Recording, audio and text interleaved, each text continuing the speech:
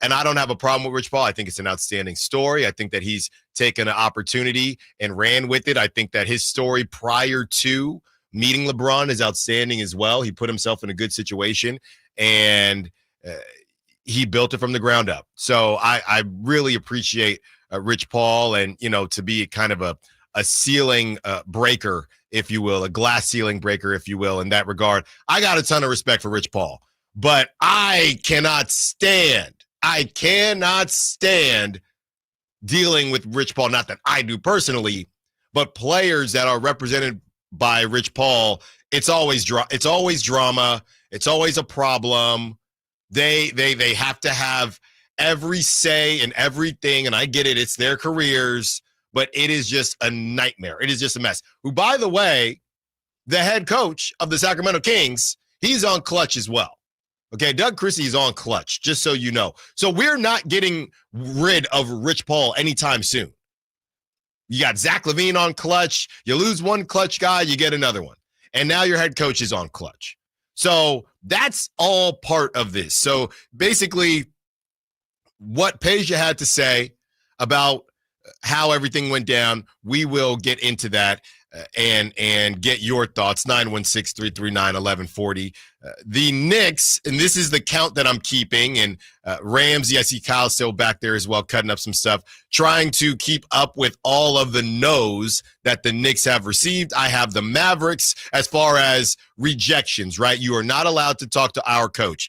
Right now, my count is at the Mavericks, the Wolves, the Bulls, the Rockets, and the Hawks. That's my count right now for all of the teams that have said no to the Knicks. And now the Knicks are back in the mix. We have a Taylor Jenkins sighting. Taylor Jenkins is still around. He is not doing the Cliff Kingsbury thing, okay, where he goes just to another country. Or maybe he was, and maybe now he will return. So Taylor Jenkins' name has popped up. Mike Brown's name has popped up. Now they are going to the secondary names on the list. And we discussed, would you feel any type of way, right, if you were a secondary name? Maybe, but you don't got no job. So it doesn't really matter whether you are a secondary. You could be the last name on the list. If they call you, you're gonna answer the phone because you don't have a job, right? People are making it seem like these coaches that are out of jobs right now, like Taylor Jenkins, Mike Brown, they should feel disrespected. Why would they feel disrespected? They do not have, they got money because they're getting paid by their former organizations. But why would they have that conversation? Y'all know I love to take it to the dating realm. Okay, insert your celebrity crush, whoever it is. If they went all the way down their list and finally made their way to you, would you say, oh, no, I wasn't the first pick? Sorry, ScarJo, just because Colin Jost got rid of you can't take me now. No. Denied. No, you wouldn't do that. You'd say where you want to go. You're buying. At least that's what I'd say if I was in that situation.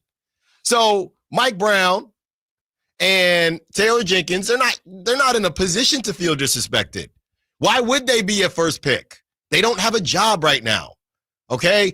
The Knicks have talked to coaches that were in the Western Conference Finals, right? That have won championships, that are currently coaching.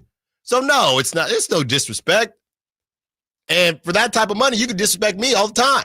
You could disrespect me if it ends in a Knicks job in the biggest media market. Sure, disrespect me right bleeping now. So we will get into all that. Shams has some words on the Celtics and their thought process on what they're going to do. And I tend to maybe disagree with how the Celtics are going about things simply because of the injury to Jason Tatum, right? That's literally the biggest thing that gives me cause to pause on how the Celtics are essentially making him the protected one. And I get it. There's a level of respect there. And, you know, a catastrophic injury like this, you don't want to just sell somebody out to shore. But I don't necessarily would say that he's the one that I wouldn't move off of or he's untouchable because of it. So I understand it gets a bit dicey there.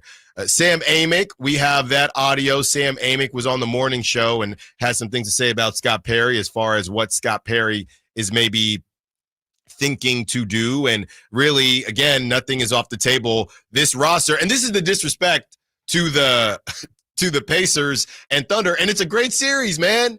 Now it's 2-1. The Pacers can mess around and be 3-1 if they win again at home. But I almost feel bad for the Pacers and the Thunder because I feel like this is what happens when a big market isn't in the finals. Everything matters outside of the finals. And I'm part of that as well. And even though, Sacramento's not a big market, I have no connection to this finals outside of it just being good basketball. I was with somebody in the media. I will remain nameless. We were hanging out yesterday, and he said, I just love watching this because I'm a hoop head, right? And I get it too, but, doing play-by-play and things like that, a little bit different than doing a show every day and wanting to see what's going to happen next. Also, when you have a team that didn't even get to the playoffs, right? You feel so far removed, you're always looking at what's next. Why do you think Browns fans are always the loudest fans at the NFL draft? Because they're the ones that are looking forward to the most hope because their current situation is terrible, and it's been terrible forever. All the bad teams love drafts because that's the hope that they need. They don't care about the playoffs and the finals because they're not in it. And they haven't been in a very long time. And if they have been in a very long time, like the Sacramento Kings, when you look at the process of it throughout the last 20 years, no, they haven't really been there either. So I feel bad for the Pacers and the Thunder because everybody's just ready for this thing to get over with. Come on. And now the Pacers won. I initially said Thunder in 6, so that's still looking good, but Thunder going to have to get hot here. It might be Thunder in 7. Might be Pacers in 6. Who knows? So that is the situation and why people are, I don't want to say disrespecting the finals, but you have KD. The Giannis thing has cooled off a little bit. There's so much that feels like is going to happen, but we all got to wait to see what happens first with these finals.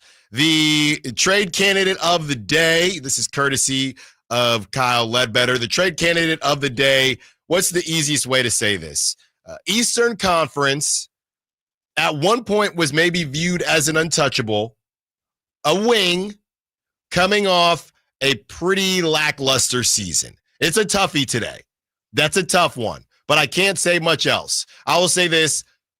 Their team did make the playoffs, or his team did make the playoffs. That's all I got for you. So that's coming up at 11 o'clock. We have the round table coming up at 12. I believe we will be Frankie Cardicelli lists on that round table. We'll have Brendan and we'll have Chris Watkins and a little bit of NFL at 1 o'clock as LaShawn McCoy is saying why you should not have paid Brock Purdy, but I kind of disagree with his thought process there. I know what you thought was going to happen. No break today, baby. We are powering through. So like I said, the first hour, the first segment of each hour for the next 4 hours and going into the Drive Guys as well, we are rocking and rolling all the way to the 30 of that hour. So, man, Allen, I get in the car and you're going to break, or I get in the car, you just got back. What the hell are you talking about?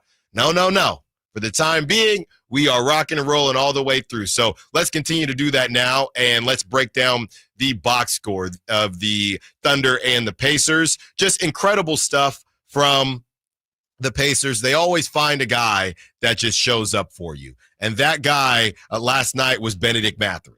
And this is the confusing thing about the Pacers. You got Pascal with 21, Halliburton with 22. Nembhard has continued to just kind of struggle scoring the basketball. They only had 2 starters in double figures. Pascal Siakam with 21, Halliburton with 22. Nesmith had 7. Miles Turner had 9 points at home. Andrew Nembhard had 8. Obi Toppin, my guy, only had 8. TJ McConnell got to 10 even. But Benedict Mathurin shows up with 27. I said that Benedict Mathurin, I believe he's a little smaller than Aaron Nesmith, but similar guys, right? When you look at Jaden McDaniels and Nickeil Alexander-Walker. It's a kind of combo like that.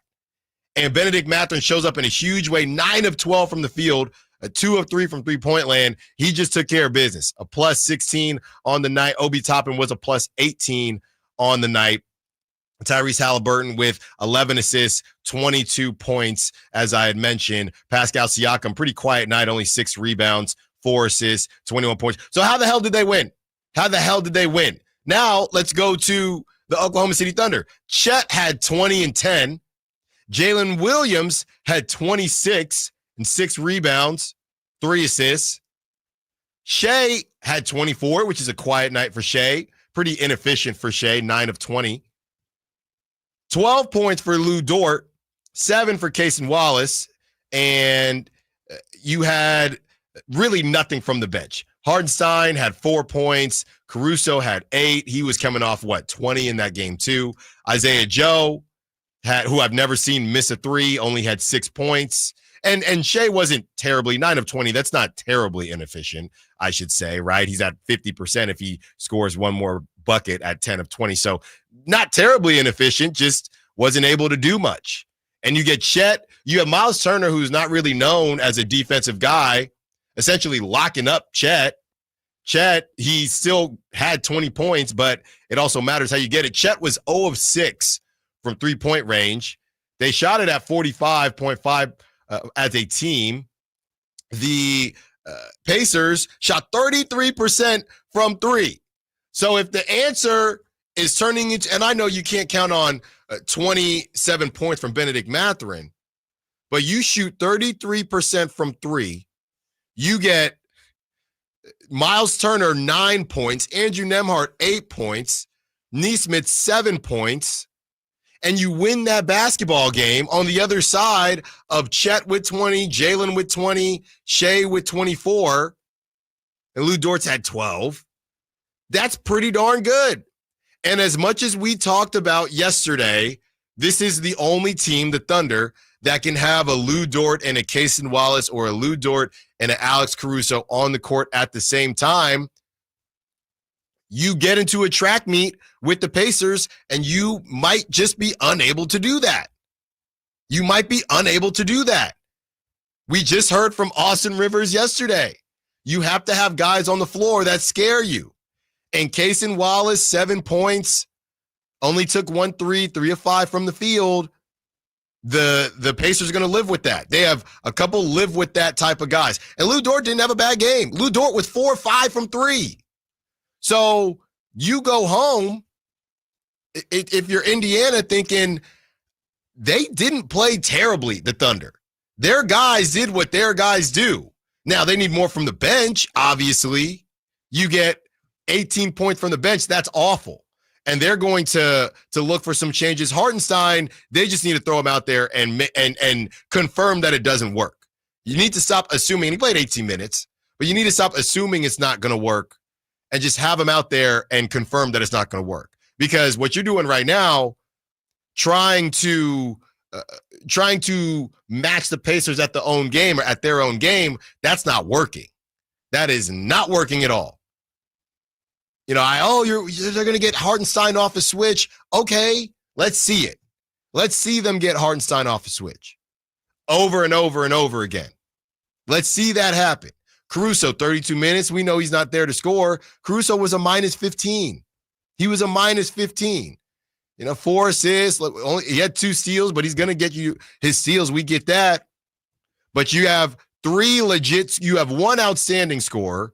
You have 2 good scores. Outside of that, and I know it's been an incredible season, 68-14 for the Thunder, but how many times do we have to say this? Playoff basketball is different. Playoff basketball hit different.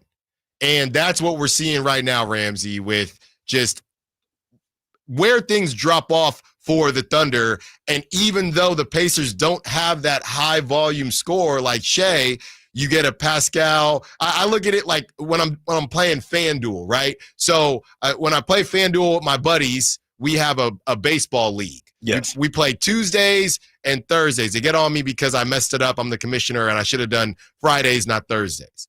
And on Tuesday, I spent all my money on Ohtani and Aaron Judge, right? Aaron Judge actually hit a home run, but Ohtani did absolutely nothing. So I had a bad pitcher, okay? And even though I had my high volume, I'm buying a whole bunch of, I'm not going to name names, but a whole bunch of second basemen from the Chicago White Sox and third baseman from the Miami Marlins, and that's not enough.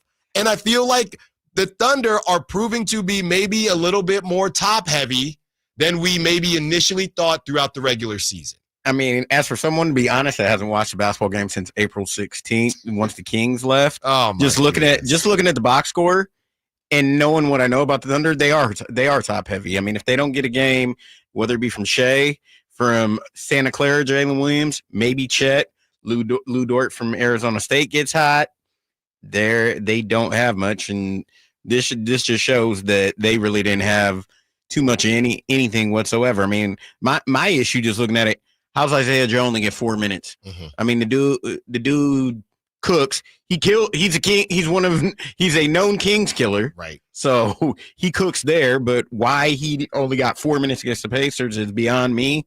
Like you said, Hartenstein, he can get the Jordan shrug for me. Like, I don't know what that is. I mean, another team could potentially take him, and he may be more value to them.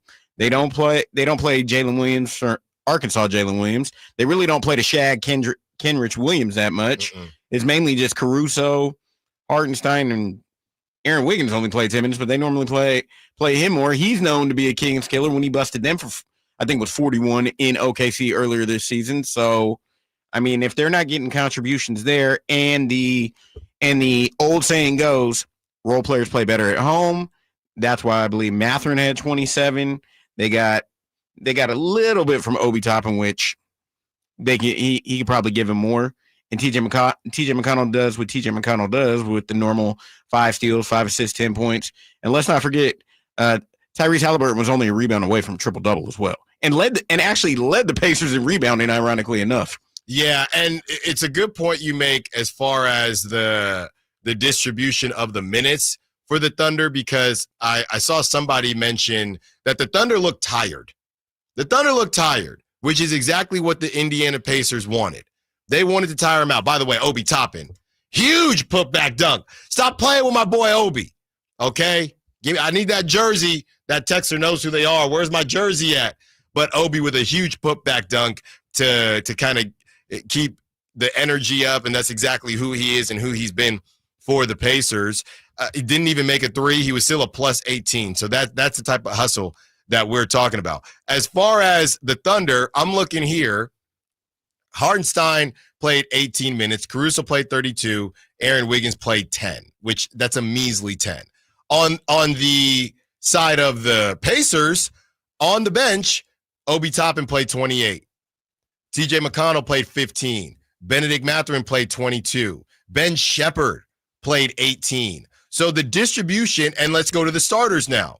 Okay? The Pacers didn't have one starter play 40 minutes. The Pacers only had one starter play over 35 minutes, okay? And that was Tyrese Halliburton with 36 minutes. As far as the Thunder are concerned, Chet Holmgren, 35 minutes. Jalen Williams, 36 minutes. SGA, 42 minutes. Lou Dort, 36 minutes. That's a problem. And Caruso played 32 off the bench. And one other thing I'll point out, Aaron Nesmith uses fouls appropriately and accordingly.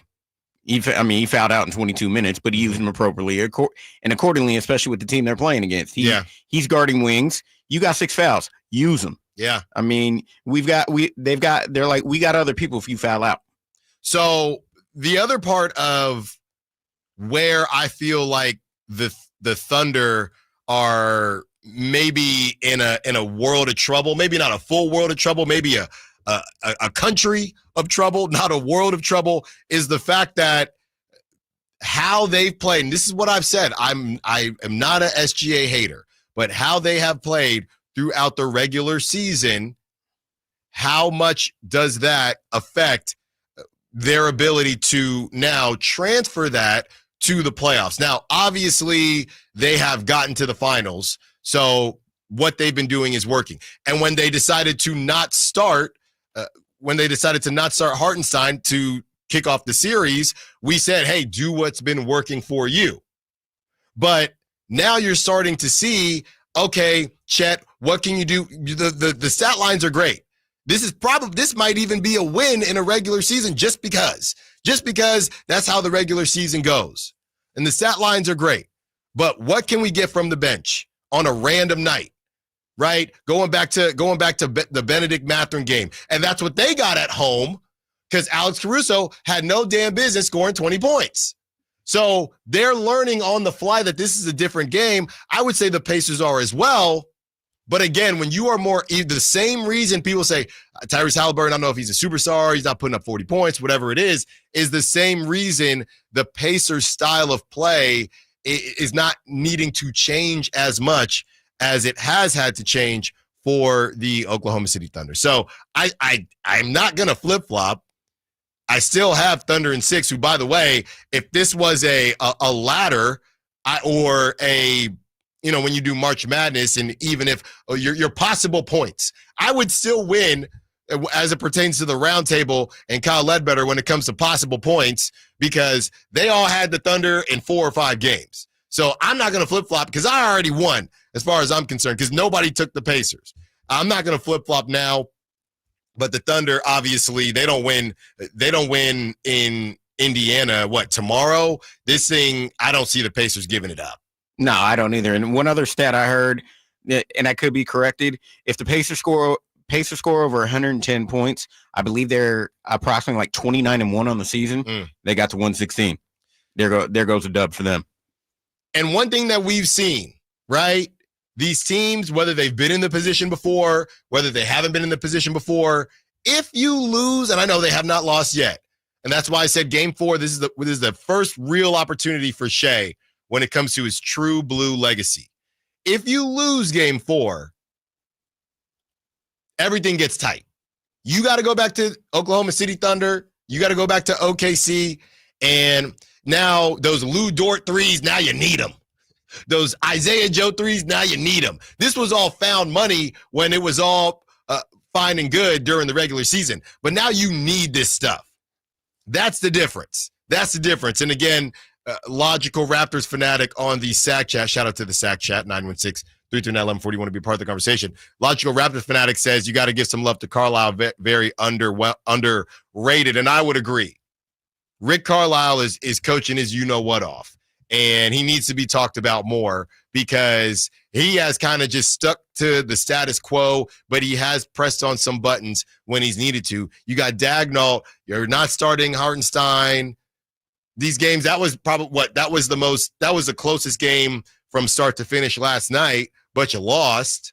So they got to go back to a drawing board that they created. It was not necessary to need the drawing board, but now they do because they decided to go with the curveball instead of just throwing your fastball. If I'm OKC and I'm 68-14 and I have home court advantage, I really do think this set the tone for the series, not starting Hartenstein. If I'm OKC, I'm saying, here's my 68-14 fastball. I want to see if you can hit it. And I'll say this. We saw what happened with another coach that we just talked about maybe about 15 minutes ago that made a change in their starting lineup in the playoffs. Mm-hmm. I mean, you like you said, the fastball is Josh Hart. They made the change, brought in Mitchell Robinson, and we saw where that got them. Yeah.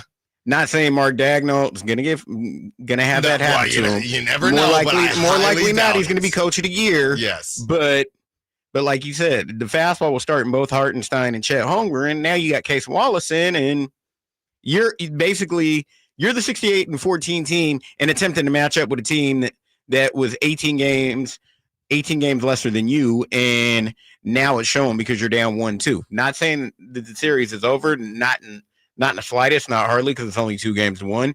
But like you said, they took the curveball, and right now they're down 1-2. And they're down 1-2. I would just confirm in here. Yeah, Kenny Atkinson, he got that coach of the year. I think that's just because Mark Dagnall won it in 2024. Probably. It's really hard to go back to back. But with all that being said, I think the Josh Hart piece is a good shout because maybe it is something with the pay. At least when Tibbs did it, they had already played some games, and that was the curveball. Yeah. At the very least. That wasn't, we're going to start it out with the curveball because the big bad Pacers are in town. So at least he had known we've already tried this and it didn't work. And now we have to do something in a different way. When we return, should the Kings have handled the De'Aaron Fox situation in a different way? Peja Stojakovic says maybe they didn't have a choice. Allen Stiles, Sacktown Sports. Sacramento weather is brought to you by Fidium Fiber. I'm Tamara Berg in the KCRA3 Weather Center. For your Thursday, it's going to be nice and cool start. Cool enough you may want to layer as you get out the door and get the day started. For the afternoon, bright sunshine, lighter delta breeze, a little warmer today with highs in the upper 80s to low 90s. Get the latest forecast on the KCRA3 News and the KCRA3 app. It's about time they fixed that pothole. Invented better windshield wipers. Made an internet that just works. Fidium Fiber Internet, starting at only $30 a month. It feels like Fidium. Offer available to residential customers only. Terms and conditions apply. See Fidium.com for details. Ooh, ma. What was that? That is business phone bliss with the Ooma cloud phone system. It handles all our voice, video, and messaging needs. You sound very calm. I am. Ooma has everything I need to run my business more efficiently, like virtual receptionist, call routing, and video conferencing. And it starts at just $19.95 per month per user, plus taxes and fees. Ooma. Nice. Find your business calm at ooma.com/radio. This is the story of the one. As a lineman, he does whatever it takes to keep the power on in his community. And he wants a partner like Grainger who does the same. Grainger offers the professional-grade products he needs, from voltage detectors to harnesses to hard hats, plus fast, dependable delivery, so he can rise to every challenge. Call 1-800-GRAINGER, click Grainger.com, or just stop by. Grainger, for the ones who get it done. If your passion is bass fishing, only one radio show has the action, information, and excitement of your favorite outdoor sport. Ultimate Bass, hosted by Tournament Bass Pro and California Outdoor Hall of Famer Kent Brown, takes you live to where the fish are biting every Saturday morning. Only Ultimate Bass feeds your passion with the latest news, products, tips, and advice from the pros. Ultimate Bass with Kent Brown, Saturday mornings at 5 a.m. on Sactown Sports 1140, part of SEP's Saturday Morning Outdoors. The Hagen Oaks Cutting Edge Putter Fitting Studio offers you more technology, more choices, and more service. Hagen Oaks wants to be your go-to total golf game fitter. With $30,000 worth of state-of-the-art technology ready for your fitting, Hagen Oaks will help you make your best putting stroke while finding the best putter design, shape, hosel, length, and loft for your game. Schedule your fitting at the Hagen Oaks Player Performance Studio by calling 916-808-2531. That's 808-2531 for more. The hot weather is coming. Is your HVAC system ready for it? Let Lee's Air Plumbing and Heating make sure it is. Get to Lee'sAirPlumbingandHeating.com. Check out their $99 HVAC tune-up special. And let me tell you why Lee's Air Plumbing and Heating is the way to go. They took care of me when our heater collapsed over the winter, and Lee's set us up with a great new HVAC system that is providing comfort, value, and quality. Let Lee's Air Plumbing and Heating take care of you. License number 635355. Trey Songz, live. All the hits, all in one night. Trey Songz. Friday, June 20th, the venue at Thunder Valley. With special guest, Jeremiah. For tickets, visit ThunderValleyResort.com and see the show. Trey Songz, Friday, June 20th, the venue at Thunder Valley. Switch to Comcast Business Mobile and save hundreds a year on your wireless bill. Comcast Business, powering possibilities. Restrictions apply. Comcast Business Internet required. Compares 2 unlimited intro lines and lowest price 5G plans of top 3 carriers. Taxes and fees extra. Reduced speed after 30 gigabytes of usage. Data thresholds may vary. Summer savings explode at latest Elk Grove Chevy. Save $12,000 off MSRP after rebates. Every new 2025 Silverado half-ton LT and RST in stock. Exclusively at MadeAChevy.com. Now that's big, huge. Together, let's drive. Deal for details.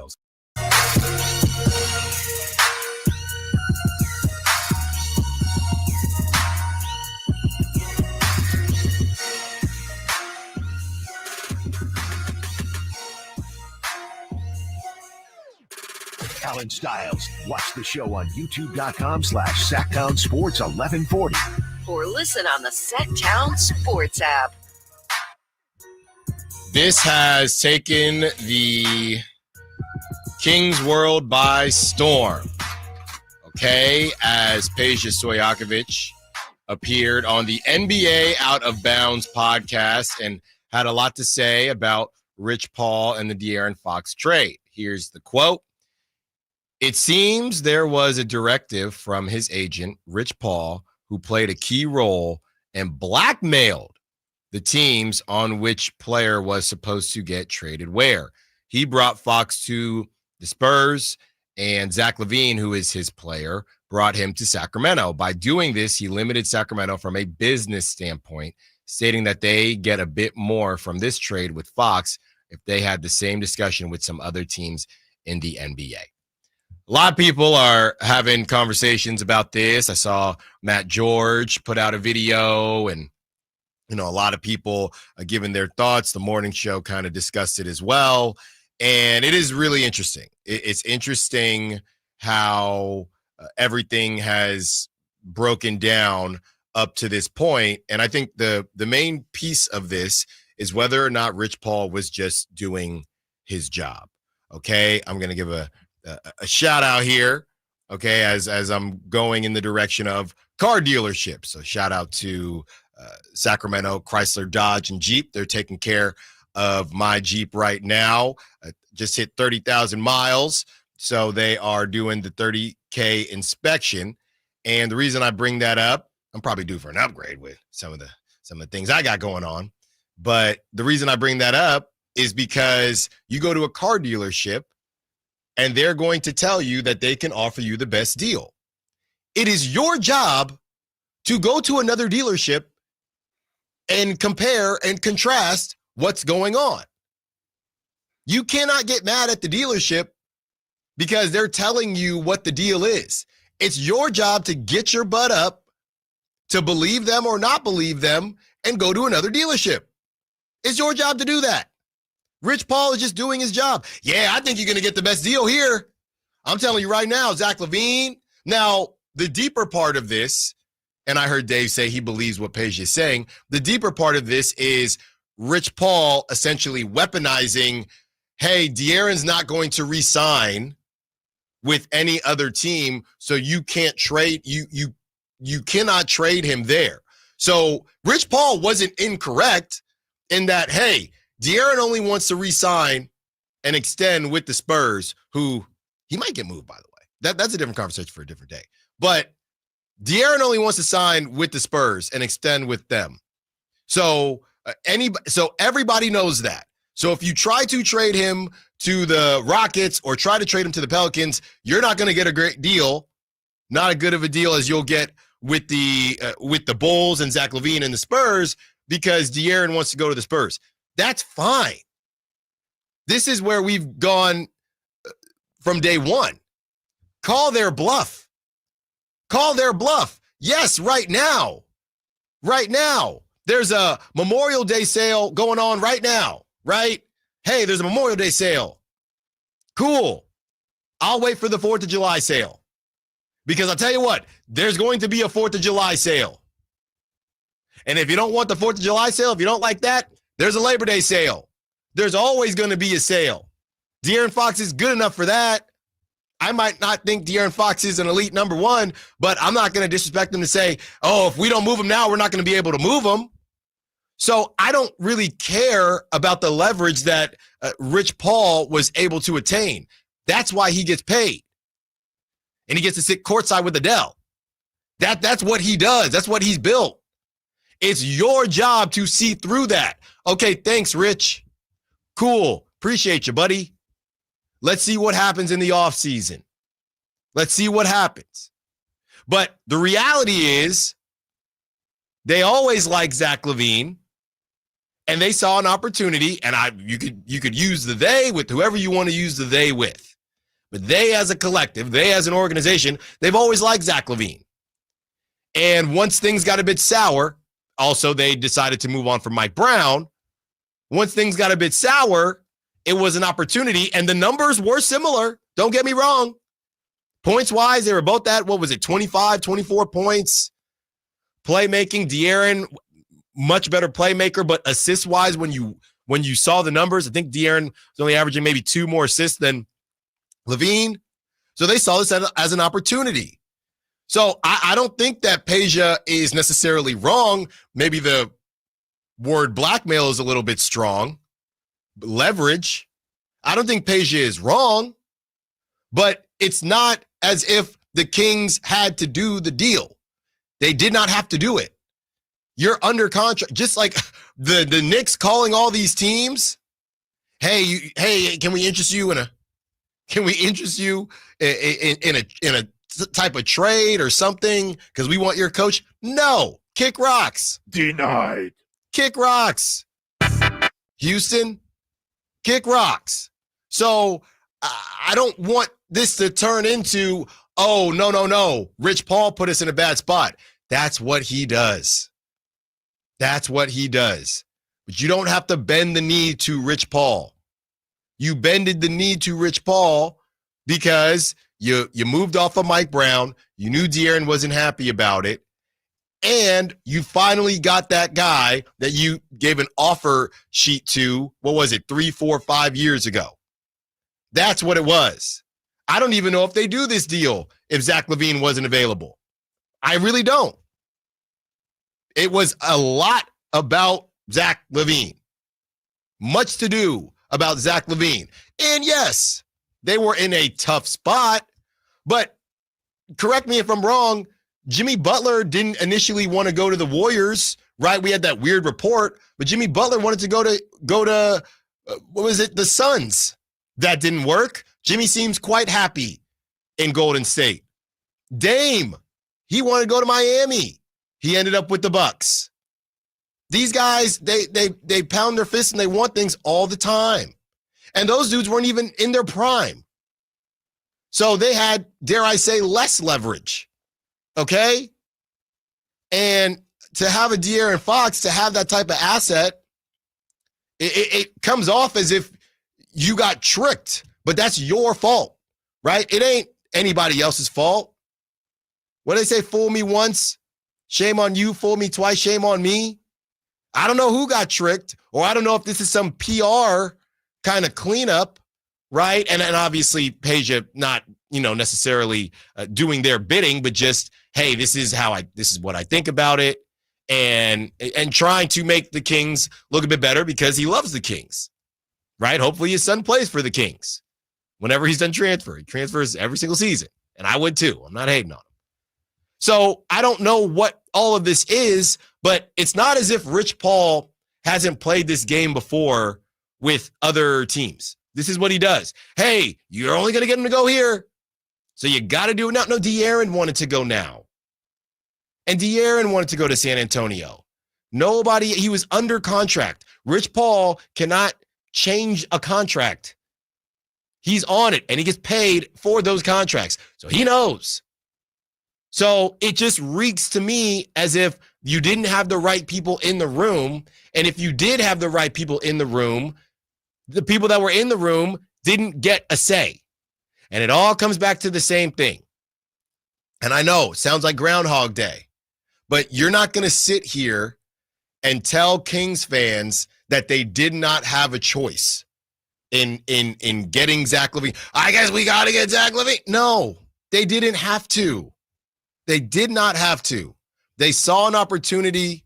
They wanted to move on from the perceived drama. And honestly, I believe they thought that they could, I don't want to call it a get-rich-quick scheme, but they thought they could be the smartest people in the room and say, well, we're going to get LaVine. He's a distressed asset. We've always liked him, and I can prove everybody right. We can turn that, and maybe they do next season. But this wasn't a case where the Kings had no choice. You, the organization, right? You are the organization. We see it with ESPN all the time. They fire people, they hire people, they fire people because they are the machine. Kings, you are the machine, not De'Aaron Fox. And either they forgot that or they weren't really sure how they wanted to go about it. And because of that, De'Aaron Fox is gone now. And now we're trying to clean it up and change memories, right? Because hindsight's 20/20. No, the hindsight was you did not have to move him. We should be having these conversations right now. Now, I won't apologize for how crazy the ratings were at that time. We broke records. Okay, 10-2 on this station. We broke records, decade-long records. So I ain't going to apologize for that. I thank you for that. But we should be having these conversations right now. We were supposed to be having these conversations right now. Let's keep this conversation going. And I promise you, this ain't Back to the Future, even though it's a Throwback Thursday, but Mike Brown's name is back in the mix as it pertains to the coaching search for the New York Knicks. Allen Stiles, Sacktown Sports. On the move? Got somewhere to be? Take Sacramento Kings basketball with you. The Sacktown Sports app will let you stay connected to your passion. Never miss a moment of Sacramento Kings basketball with the Sacktown Sports app.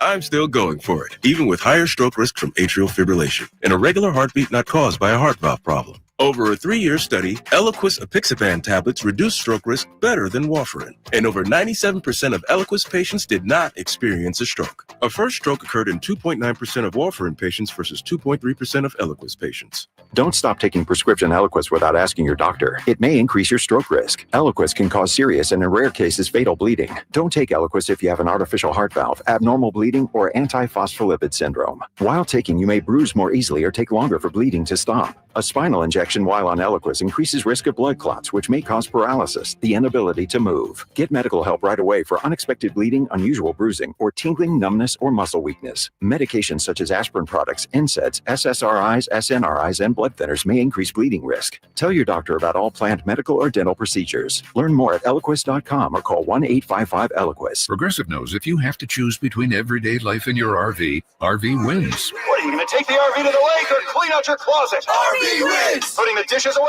or taking the RV camping? RV wins! Cleaning the fridge or taking a trip to the beach?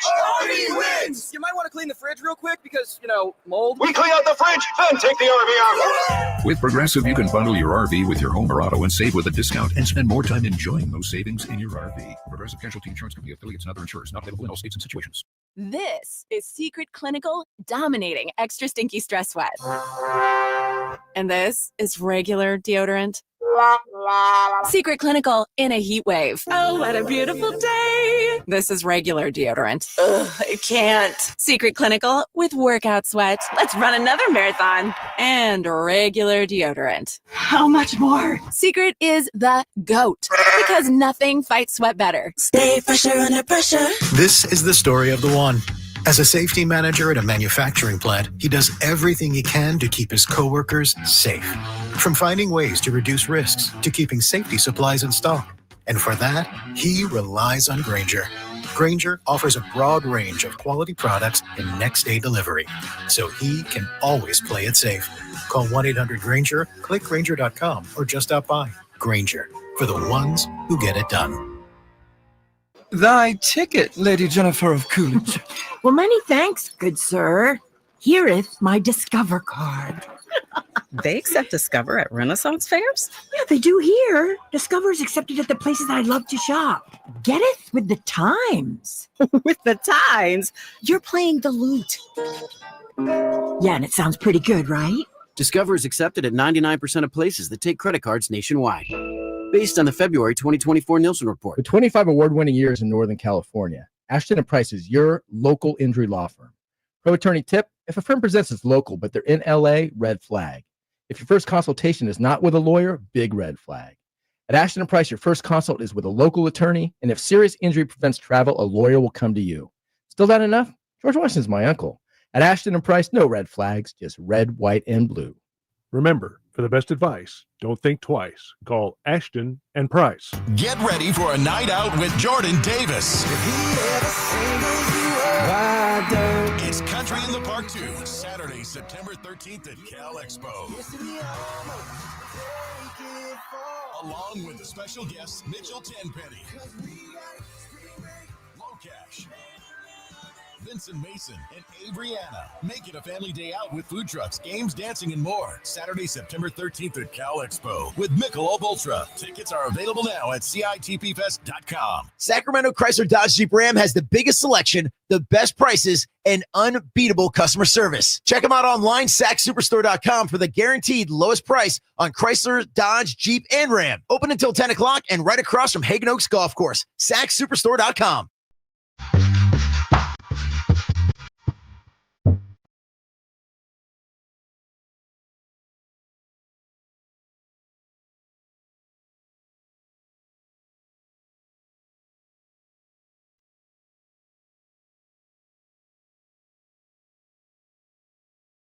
Allen Stiles You can join the show by texting 916-339-1140. on Sacktown Sports.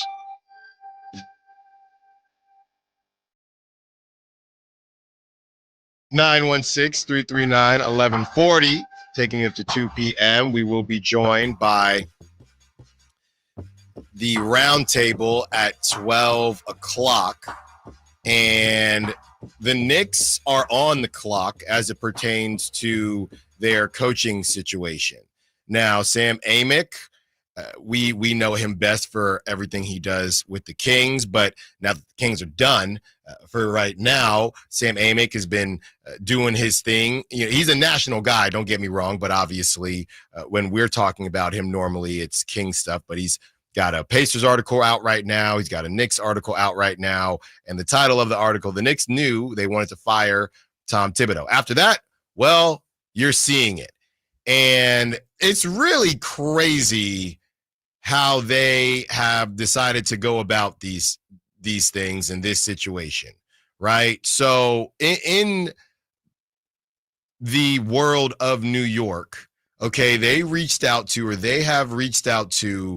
the Mavs for Jason Kidd, the Wolves for Chris Finch, the Bulls for Billy Donovan, the Rockets for Ime Udoka, and the Hawks for Quinn Snyder. And they've all said no, right? And just by the way, as far as the other coaches are concerned, and I can't tell if Sam is being a little facetious here as well as it pertains to what in the world, and he mentions the NBA, this is an episode of the NBA Bachelor. He mentions that there are some guys that they have not reached out to. For the sake of additional context, I spent part of Wednesday evening trying to figure out which other current head coaches the Knicks might have attempted to contact.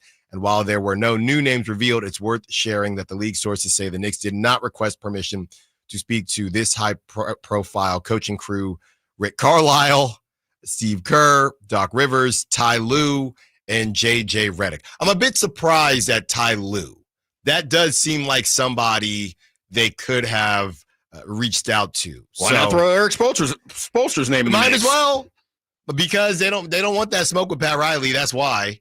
True. They do not want that smoke with Pat Riley, and maybe they just figured, why waste our time, right? Maybe some of these other organizations might not have their I's dotted and their T's crossed. So because of all of that, we are finally hearing about Taylor Jenkins, which is somebody that I've wondered, why does nobody care what Taylor Jenkins did with the Grizzlies? Now, I get it. They didn't go to any finals or anything like that, but why does nobody care about this? Nobody at all, right? Why does nobody care? So basically, who they've reached out to so far, we've discussed that, and this is what Sam has to say about Taylor Jenkins and Mike Brown. Yet with the Knicks seemingly shooting air balls left and right in pursuit of employed head coaches, league sources say there's an increased Knicks focus on two former coaches who don't require permission to pursue: Mike Brown and Taylor Jenkins. There could certainly be more names of available head coaches emerging soon. As a league source said, the Knicks are planning on finalizing that list in the coming days, but Brown in particular profiles as an interesting option given the complicated nature of the Knicks inner circle. If you are the Knicks and now you're picking between Mike Brown and Taylor Jenkins, who would you pick? Me personally, I do feel like Mike Brown is a diet Thibodeau, which I think might be what they need. I feel like that's what they need. They're going to still play heavy minutes, but not as heavy a minutes. They're going to focus on defense, but maybe Mike Brown could bring in somebody offensively as well, right? He's not going to be as stuck in his ways. And I know somebody's probably typing in about the Keon Ellis doghouse thing. Sure. And I'm not going to lie to you. Obviously, I'm more familiar with Mike Brown from his time with the Warriors and obviously with the Sacramento Kings and Taylor Jenkins. And Sam mentions it as well. Taylor Jenkins, to me, I don't know enough about what exactly it is that what is his calling card, right? And I know I don't know if it's necessarily a defense of Taylor Jenkins, but I've always wondered, why is nobody hitting up this guy that kind of brought the Grizzlies back to relevancy? But in this situation, I'd probably go with Mike Brown. Mike Brown has gone, I know it was over a decade ago, but he's gone further in the playoffs. He's seen the promised land as an assistant coach, as a high-level assistant coach. What he did in Sacramento, even though it wasn't good enough for ownership, it's still something that a lot of people around the league respect. So they're really interesting resumes to compare, but I'd probably go with Mike Brown. I mean, I'll put it like this. I'll steal the Larry June line from Pilo's song Good, where he goes, like my cousin said, what do you do? Taylor Jenkins, what do you do? We really don't know. I mean, Jake LaRavia could tell you that he didn't do much. That's why he was glad to get up out of Memphis and be anywhere, really, and he just happened to land here in Sacramento. I mean, we see what Mike Brown does. I mean, in my mind, not saying it's going to happen, I think the wild card is still in that New York Knicks locker room, still in that New York Knicks organization. Same last name as their star player. You still got to keep a microscope and an eye on Rick Brunson as potential head coach for the Knicks. He's there. He's got a relationship with everybody in the locker room. Granted, yes, it might be a little bit of nepotism because he's Jalen's dad, but he's been there. He's been in the trenches, been in the fight. The locker room and the team is familiar with him.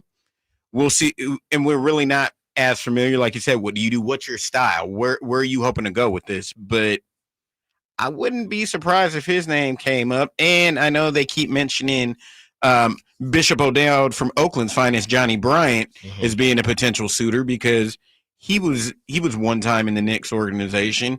He's a young up-and-coming name.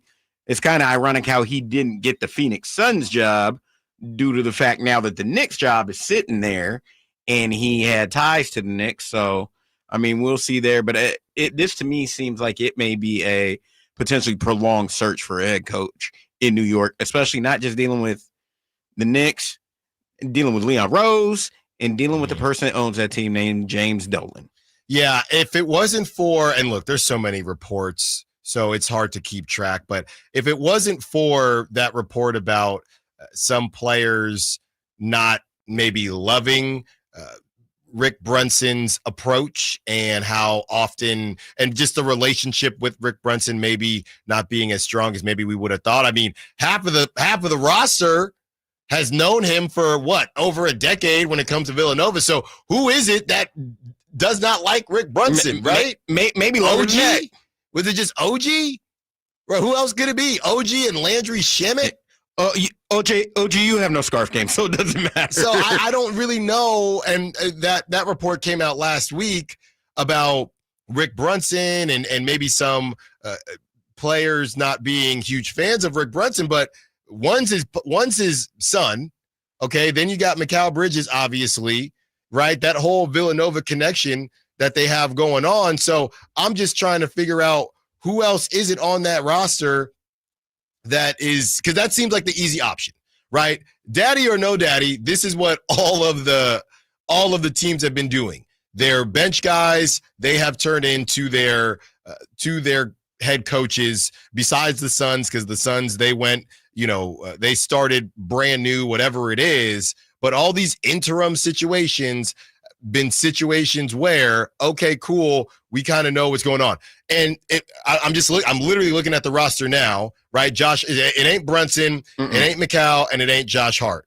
Okay. And I'm sorry, Mitchell Robinson, I don't think it matters. You're an expiring contract. Miles McBride, he's too young to even have a say, in my opinion. So I'm looking at two people. Do we put the microscope on someone that's been called soft before? I got two people for you. It's either or OG or Karl Anthony Towns. Like I said, the man that's been called soft before, under Thibodeau, matter of fact, was Karl Anthony Towns when he was still in Minnesota and Jimmy Butler was there and tried to expose that. So it could be Cat of anybody in that Knicks but he's locker room. Outnumbered. You're true. Outnumbered. Very true. You're outnumbered. And people trying to trade Cat with that huge price tag after they lost. I thought it was a little overblown, but people are trying to trade Cat anyway. So it doesn't. it doesn't strike me that it would be OG. I just have only heard OG talk maybe twice in my whole life. But, exactly. And I've heard Cat with 8,000 different accents and voices. So it would surprise me if it were OG, if it is Cat, if this report is true. But the reason I bring it up is the simple option would just be to go with Rick Brunson. That would be the simple option. He's already on the staff, right? You're not changing things too much, but a little bit younger than Tibbs can evolve their situation. So we'll see what happens there when we return. Our Kings trade candidate of the day. Here are the hints one more time. A wing in the Eastern Conference. Their team barely made the playoffs, and he's coming off a lackluster season after having a lot of cachet to his name. Allen Stiles, Sacktown Sports. The only place you'll find Malik Monk is Sacktown Sports. Oh my, what an athletic move that time by Malik Monk. Hey Sacramento, it's Malik Monk and you're listening to the home of the Sacramento Kings, Sacktown Sports. Your local sports leader. This is the story of the one. As a safety manager at a manufacturing plant, he does everything he can to keep his coworkers safe. From finding ways to reduce risks to keeping safety supplies in stock. And for that, he relies on Grainger. Grainger offers a broad range of quality products and next-day delivery, so he can always play it safe. Call 1-800-GRAINGER, click Grainger.com, or just stop by. Grainger, for the ones who get it done. If there's one thing we know about dads, it's that they're not easy to shop for. Enter Kohl's. They've got everything from Nike golf gear to his favorite Levi's jeans. And you can save 20% on other finds like Flex Athleisure and Izod workwear. So if you're not sure what to get Dad for Father's Day, you know where to go. Shop Kohl's now. Select styles. Offer ends June 15th. Some exclusions apply. Coupons do not apply to Nike and Levi's. See store at Kohl's.com for details. Pro Paint Days are back at Lowe's, and My Lowe's Pro Rewards members can save even more with limited time deals. Right now, buy one, get one half off. Select HGTV Home by Sherwin-Williams Primer and Ceiling Paint. Plus, get free same-day delivery to your job site when you order by 2 p.m. Offer valid through 6/13. Delivery by 8 p.m. Subject to driver availability. Additional terms apply. See Lowe's.com/same-day delivery for details. Hagen Oaks wants to be your go-to total golf game fitter. Try the TrackMan experience, the very best technology to fit your metal woods and irons. The new cutting-edge putter fitting studio with its $30,000 worth of technology is ready for your fitting. Hagen Oaks will help you find the best putter for your game. Hagen Oaks offers more technology, more choices, and more service. Schedule your fitting at the Hagen Oaks Player Performance Studio by calling 916-808-2531, 808-2531. For more. Attention! If you owe money to the IRS, this is an urgent message. The IRS is cracking down by sending out collection letters, garnishing paychecks, seizing bank accounts, and putting liens on homes and businesses. They call it enforced compliance, and you better watch out because penalties and interest on unpaid taxes compound daily. Make it even to get out of debt. Don't let tax debt destroy your life. You need to call Optima Tax Relief, America's #1 tax resolution firm. They're experts in taxpayer assistance programs that can save you thousands if you qualify. A+ rated by the Better Business Bureau, Optima's resolved over $1 billion of tax debt for their clients. Let them fight on your behalf, helping to put your tax problems to rest. Call the tax professionals at Optima now for a free consultation. Call 800-343-6460. 800-343-6460. 800-343-6460. Optima Tax Relief. Some restrictions apply. For complete details, please visit OptimaTaxRelief.com. KHTK-HD1 Sacramento. KYMX HD3 Sacramento. Your home for Kings basketball for over 25 seasons. Hammer time thrown down by Malik. From the Power Business Technology Toshiba Studios. Sacktown Sports, 1140.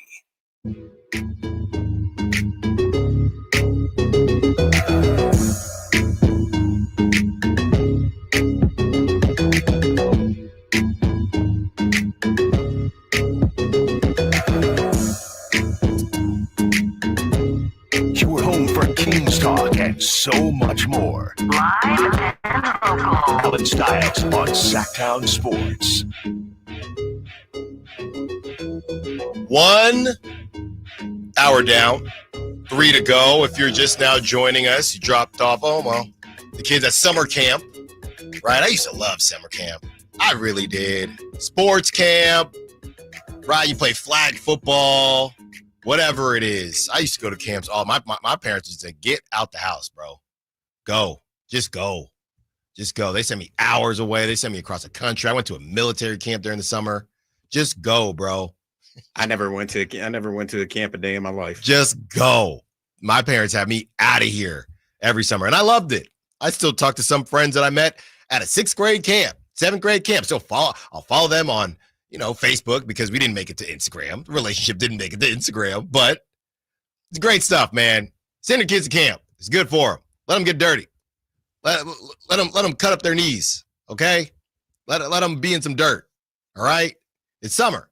Send them to summer camp. But maybe you're just now joining us, and if you are joining us, if you've been listening to the morning show, you might already be privy to this, but we are moving towards a change in some of our logistics here at the station. We're going all the way through top of the hour. We're going all the way through the first half of the hour. Okay, so there are no breaks. You get 30 minutes straight of sports talk. So that little break that we used to have at 11:12, 11:15 is gone. Okay, until otherwise kind of spoken for, it is gone. So these top of the hours, we are really going to dig in deep to things. There's no breaks, all gas, no breaks. 916-339-1140. And what better way to kick off our first elongated 11 o'clock opening segment with a Kings trade candidate that is, I would say, a little confusing now, because I don't know that this guy would change the trajectory of the team, but you would get a little younger, you would get a little bit more hope, and maybe he would get a little bit more runway to see who he could be. And we are talking about Jaime Jaquez Jr. Now, Jaime Jaquez Jr. is a guy that has a lot of club control left, right? A lot of club control left because of when he was drafted.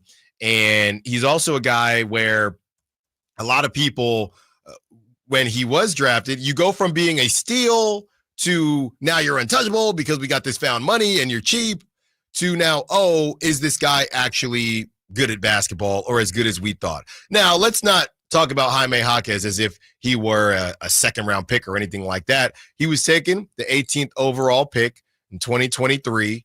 Okay, he's 24 years old, from Irvine, California. That's why he went to Jason Ross's spot, UCLA. He turned 24 in February, so a younger 24, I would say. And he is a small forward. He goes 6'6", and this is 6'6" in Basketball Reference, so might be a little bit smaller than that. And this season, he played in 66 games. So, I really like to see my young players get to that 70-game mark. But, hey, you can't control injuries and things like that. 66 games. He averaged 8.6 points per game, 4.4 rebounds per game, 2.5 assists per game, 46.1 from the field, 31.1% from three, 75.4% from the free throw line for his career. And like I said, obviously, he's only been in the league a couple years here.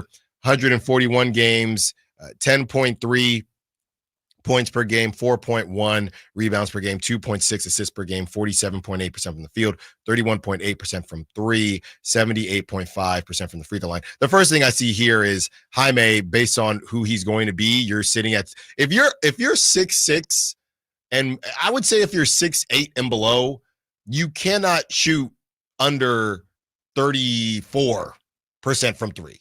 That's the nature of the beast right now. Unless you have some crazy skill that I don't even know what it would be. But 6'6" and below, I would even say 6'8" and below, you can't be at 31% from three. And back in the day, it used to be, well, he's not a three-point shooter. Well, that doesn't exist anymore, right? That just simply doesn't exist. So Jaime Jaquez, like I said, 66 games. He had a really good rookie season. I would call this a sophomore slump. He was fourth in Rookie of the Year voting last season. Last season, he was at 11.9 points per game, He shot it a little bit better from three at 32% from the three-point line. He doesn't really shoot threes. That's the other part of it. So he was at 0.6 or 1.8 attempts per game. Last season, he was at 2.7, so he took nearly 3 threes. Last season, he played 75 games last season as well, started 20 of them. This season, he started 17 of them. So a bit of a down year for Jaime Jaquez. Minutes played is really interesting as well, and I think a bigger part of why the Heat might be able to move him or might have to move him. Jaime Jaquez last season, 28.2 minutes per game, and this season only 20.7 minutes per game. So yeah, a bit of a sophomore slump. Eric Spoelstra trying to make some things work. They have a bunch of guys that are pretty good, but not really anybody that's really good. And I'm interested in Jaime Jaquez. Like I said, Kyle wrote these trade packages up, and we're going to break that down here in about 2 minutes. But yeah, Ramsey, a guy like Jaime Jaquez goes from, oh my goodness, steal of the draft, to we can't really find him minutes. He's sitting at 20 minutes per game. And now I have no clue what his ceiling is, which is why he kind of has regressed back to, and I use the word regress, but he's kind of dropped back down to what people thought he was going to be in the league. I put it like this. There might also be some which we won't divulge in because we don't have all the facts. There might be some personal things going on between him and Eric Spoelstra, but we'll leave that alone. Mm-hmm. But when he was sitting there in the 2023 draft, I know he didn't make it to the Kings, but he was a target I definitely wanted the Kings to take when they had the 24th pick.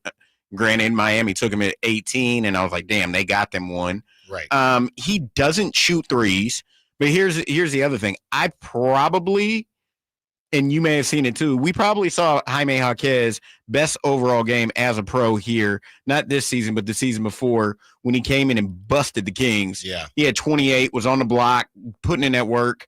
He had 26 in that game, 12 of 17 from the field. He shot 2 threes. Okay. I mean, he had 5 rebounds, 4 steals, couple assists, but he was on the block giving the Kings work.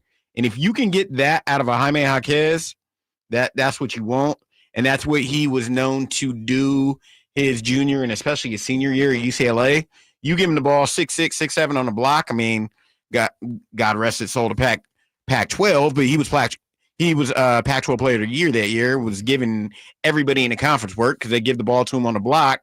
He'd post up, turn around, hit him for a mid-range. Or with that UCLA team, he had full autonomy and full range, so he's able to drive the basket as well, basically get whatever he wants. And he had other players on that team that are in the pros that, I mean, they're fringe players at the moment. He had Johnny Juzang, that's with the Utah organization. He had the point guard Tiger Campbell. I believe he also had I want to say Riley, I think his last name, the big center they had. Yeah. And one of the years, I don't know if it was his senior year or junior year, they also had a taller center, dude named Thomas Welsh. But he was man amongst boys in the Pac-12. And I mean, if you can get that and get him to if he needs to change his scenery and wants to change his scenery, and if you don't have to give up much to get him, I'd take him here in Sacramento. He would be the player that would solve that wing depth that you lost, for example, with Kevin Huerter. King should have, in my opinion, granted, we haven't had a full chance to see what Devin Carter looks like because he'd been injured, but a majority of people in Sacramento, when that 13th pick came up last season, all were shouting, me included, wanted Dalton Connect from Tennessee because he would solve that 6'4" to 6'6" wing player, shooter, slasher that you need. I mean, Jaquez probably has a similar game to that. I think he's a little more physical, a little bigger than Dalton Connect, but he could fit that need. I mean, if he had a spot start, great. But I think he'd be someone, if the Kings found it, he'd be coming in with that second unit, give you energy, someone to feed off of. Say, for example, if he doesn't start Malik Monk, if he doesn't feed off Malik Monk, you got someone. Hey, Malik, you don't have it tonight. All right, give it to Jaquez on the block, second unit. Yeah. Let's go. You got some scoring pop. You got someone that can help and assist Malik Monk on that second unit. Yeah, my problem with Jaime Jaquez, to be honest with you, I think the reality is he's not a high ceiling player. right? He kind of is. He might get a little bit. I'm not saying he can't get better, but it's not somebody that you're taking a chance on as far as this guy could be a 1 or a 2 as far as a scoring option or elite in that way. So the reality is, in my opinion, before we get to what Kyle cooked up for us, Ramsey in for Kyle Ledbetter for the next 2 days, the problem is I don't know if the Kings are good enough to actually utilize a Jaime Jaquez, right? Your Jake LaRavia is different because he could shoot the 3 ball and he can guard. We've seen him guard point guards. We've seen him guard a lot, right? Jaime Jaquez, to me, is best suited on a team where he's going to be basically a younger, slightly smaller Trey Lyles type dude, where he's your 8th, 9th guy on a really good team. I don't know how he serves as a 6th, 7th guy on the Sacramento Kings. If the price is right, cool. But I could see him coming out here and us, people saying, well, we traded for Jaime Jaquez. Where's the 20 point? You're not going to see that terribly often. No. But I mean, Jaime Jaquez, if you can get 12, his rookie year, he averaged 12 points a game. If you get 12 to 13 points from him off the bench, that's outstanding. And don't deny the services and the skills of Doug Christie. I mean, Doug Christie, end of the day, is a hooper, and he'll find a way to utilize and has the basketball IQ and the cachet to find a way to use hoopers. Jaime Jaquez, at the end of the day, I'll be honest, Jaime Jaquez is a hooper. No, he is. He is. I hear you on that. But these hoopers do well when there's already a system in place, right? The hoopers do well when it's, okay, cool. We got Shea, we got Chet. Y'all are going to do your thing. And then if you need something, call me. I'm here, right? That's why they're trading for Jaime. I think that could work. But now we're saying, okay, so you're saying that we have our guys in DeMontis and Zach LaVine, and that could be the situation. I just don't think that team is very good. My thing about Jaime Jaquez as well, if for some reason the Kings cannot renew or find a way to bring Jake LaRavia back, he would serve a similar purpose that Jake LaRavia served in hustle guy, do some of the dirty work, grab the rebounds, potentially get you steals, set some people up. And he would give you, in my opinion, a few more points than Jake LaRavia would give you. And I would say on top of that, and I don't know if you would agree with me or not, Ramsey. Look, he's he just turned 24? Yeah, he just turned 24 in February. Just turned 24. Here, regardless of whether he ends up staying on the Heat, gets traded in a KD deal, whatever it is, do you agree with me that if you are 6'8" and below, you have to shoot the 3 ball? You kind of have to. And he ain't 6'8". I said 6'8" and below. You're 6'6". You kind of have to shoot the 3 ball, dude. Yeah, well, yes and no. I mean, you're 24. I get that part, but I'll just lock the gym up. I'll push back. How tall is DeMar DeRozan? That's a different time though. And DeMar is one of the best mid-range shooters in the history of the game. I'll give you another one. Okay. But I think height-wise, I might be mistaken because I think he's 6'9". Mikal Bridges. But he can hit the but he can hit the corner. He can hit a 3, but Mikal Bridges is more known for mid-range than he is. I would agree with that. Than he is hitting a 3. But he ain't shooting no. I'll tell you right now. He's at 35%, Ramsey. That's all I'm saying. 35%. He can guard essentially everybody but centers. Very true. And Mikal Bridges taking 5.6 a game. Yeah. He doesn't have it in his game. No, because he didn't even take 2 threes a game this season. No. This past season. No. Now he was nearly at 3 his rookie year, and it was just a bit of a down season for him. But I'm interested in him, but you got to do a little bit more. Let's get to these trades that Kyle cooked up for us. Here's the first one, Ramsey. And by the way, as far as the contract is concerned, he's under that team control. There's a club option, which I believe the Heat will exercise, or whatever the case may be. The club has team control the next 2 seasons.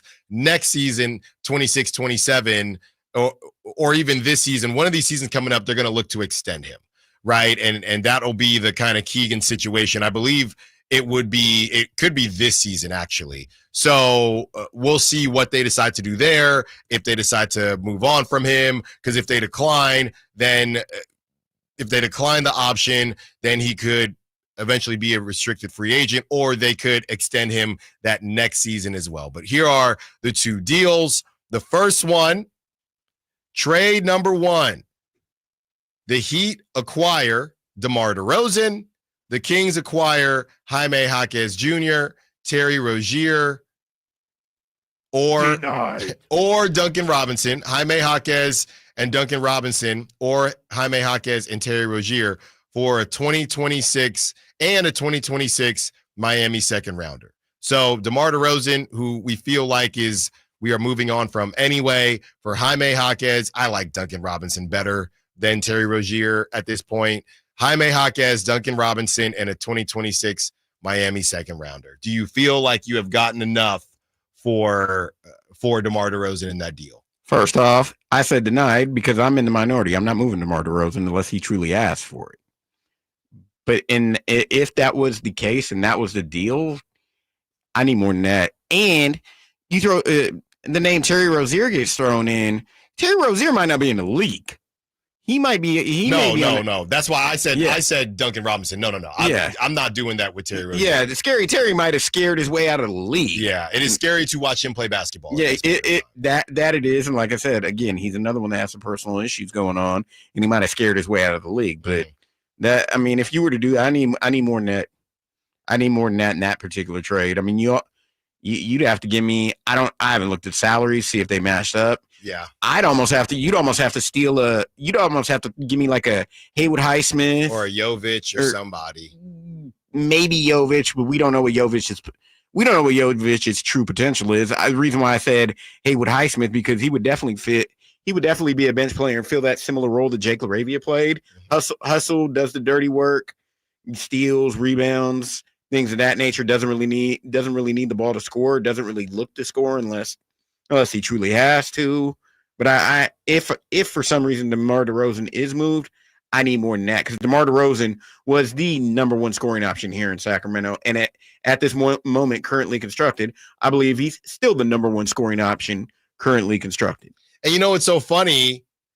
If he goes to the Heat, he'd probably be the number one option out there. I mean, yeah, we see Tyler Hero have good seasons, but I don't know that Tyler Hero is an everyday workhorse. We have not seen that. So I don't think I'm doing the deal, because first of all, if Miami is interested in DeMar DeRozan, that means they didn't get Kevin Durant. So Miami is the only team, or one of the only teams. It's Miami, Phoenix, and the Kings, and kind of the Bulls that just refuse to rebuild, right? They will not rebuild no matter what. You cannot make me. I will not do it. So I know that. So if you really want DeMar DeRozan, that is not enough. That's not enough. And I wouldn't use the word. And again, the Kings, in my opinion, don't need to rebuild, because I've said it before. I'm going to say it again. 25 to 30 games for me is not enough sample size to see what this roster truly is with all the turnover, the turmoil that the team had last season. If it's something that doesn't work at the trade deadline at the next upcoming season, fine, do what you got to do. But again, in my opinion, 25 to 30 games wasn't a big enough sample size. I need to see more. And if I see more and it doesn't work, all right, I'll fall back and be like, okay, I understand. I just need to see more. And I also need to see what it looks like with Doug Christie being able to implement what he wants to implement into the system. But they need a point guard. Oh, you do most agree. definitely. Okay, so you're just saying you want them to run it back.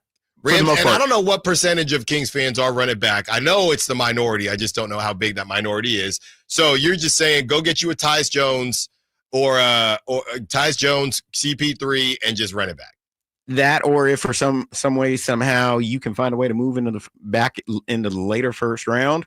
My eyes have been set because I've seen him. I saw him play in person in San Francisco in March. He just won a chip. If you can find a way to get back in that first round, especially later half of the first round, go get me Walter Clayton Jr. from Florida.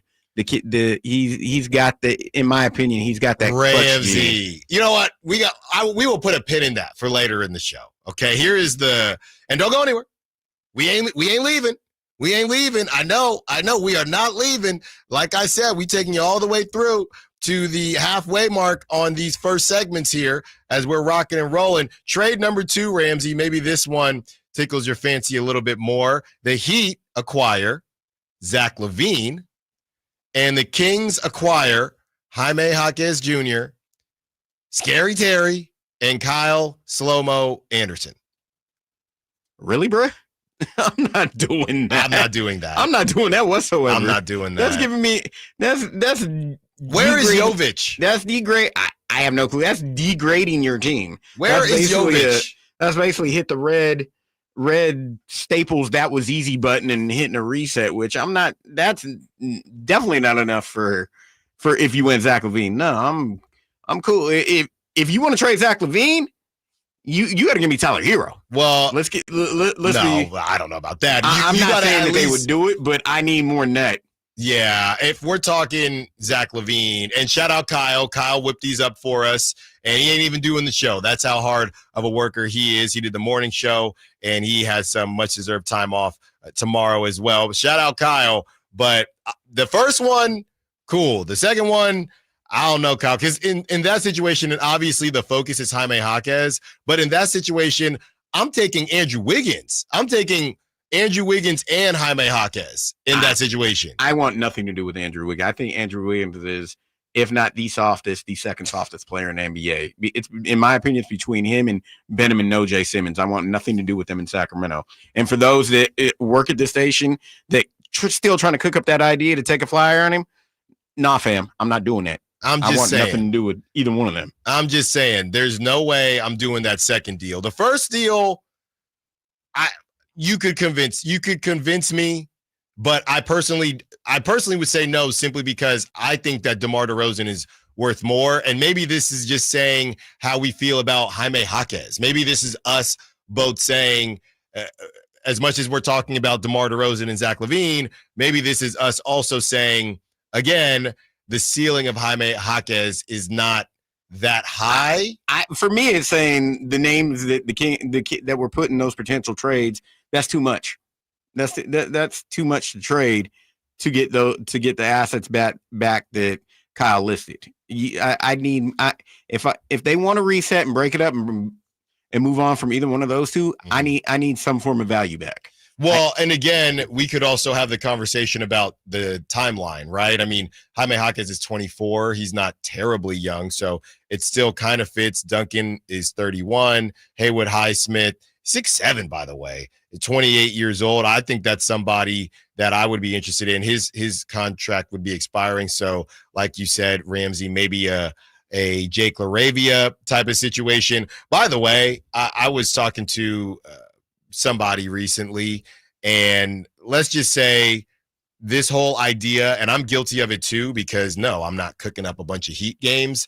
This idea that Nikola Jovic could be the next whatever. Look, he's 6'10", 21 years old. Let's just say there is a question as to whether or not this guy is actually good at basketball. You got to show and prove it to me.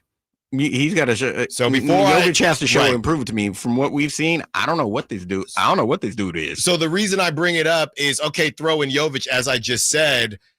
You look at what the Heat have, and you got a Haywood Highsmith, who is, I think, a found money type of player.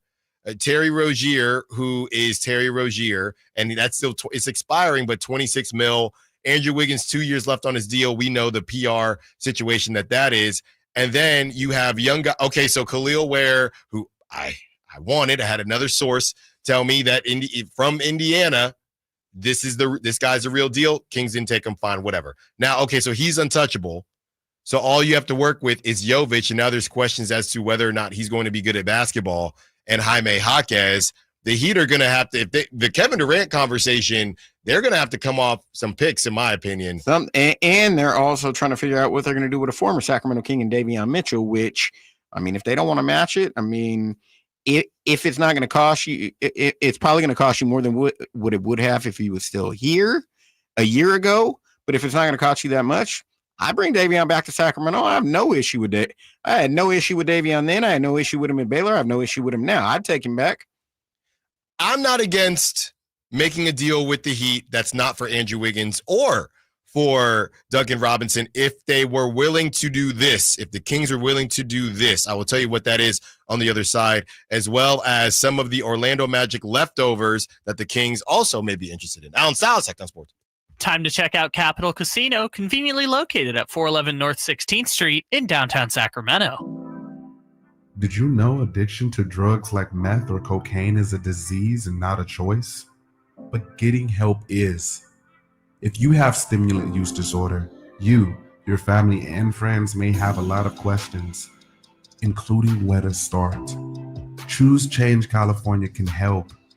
Make a change today and find a proven treatment option for you at choosechangeca.org. The Giant Summer Sale is here. Get giant savings on our giant selection only at Folsom Lake Honda, your one-stop Honda shop. Looking to own or lease? Save during the Giant Summer Sale and drive a brand new Accord or Civic. Visit us today at FolsomLakeHonda.com, your one-stop Honda shop. As a family-owned and operated dealership since 2009, customer service is our number one priority. Our customers love doing business with us, and you will too. Folsom Lake Honda. Go to FolsomLakeHonda.com. Your one-stop Honda shop. Hey, it's Carmichael Dave. You know summer is pretty much here, and Father's Day is right around the corner. One way to get dad fired up for Father's Day, trust me, I know, stop into Amy's Outdoor Living and see their ultimate lineup of barbecue grills. We're talking Weber gas grills starting at just $3.99. Traeger Woodridge pellet grills starting at $7.99. That's a great price. RecTech begins at just $5.99. Plus,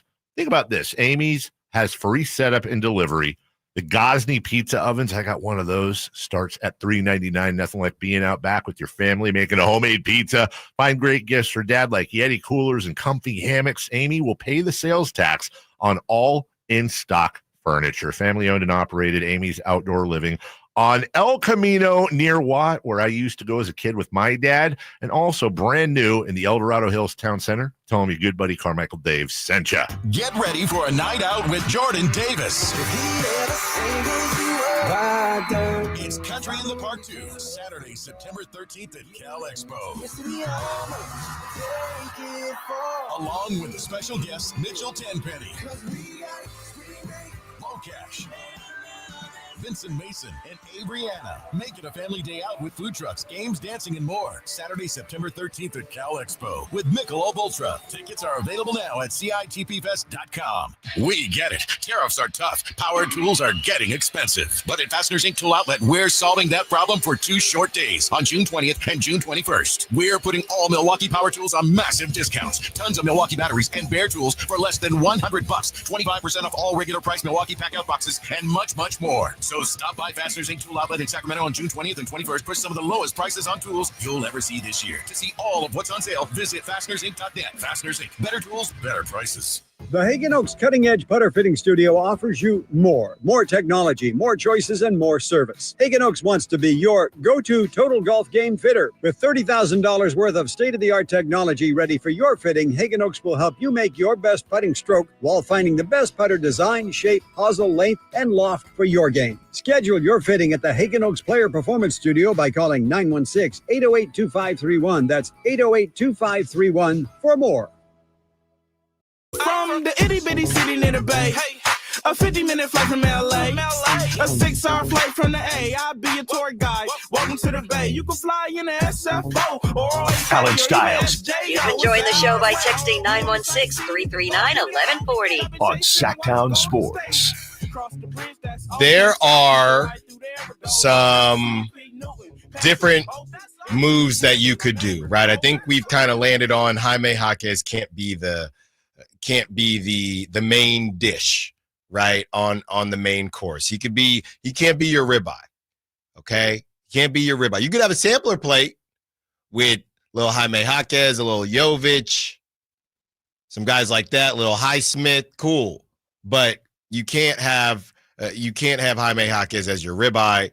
I had mentioned I was speaking with someone in the league earlier this week, and they said, I just don't really know how good Nikola Jovic is at basketball.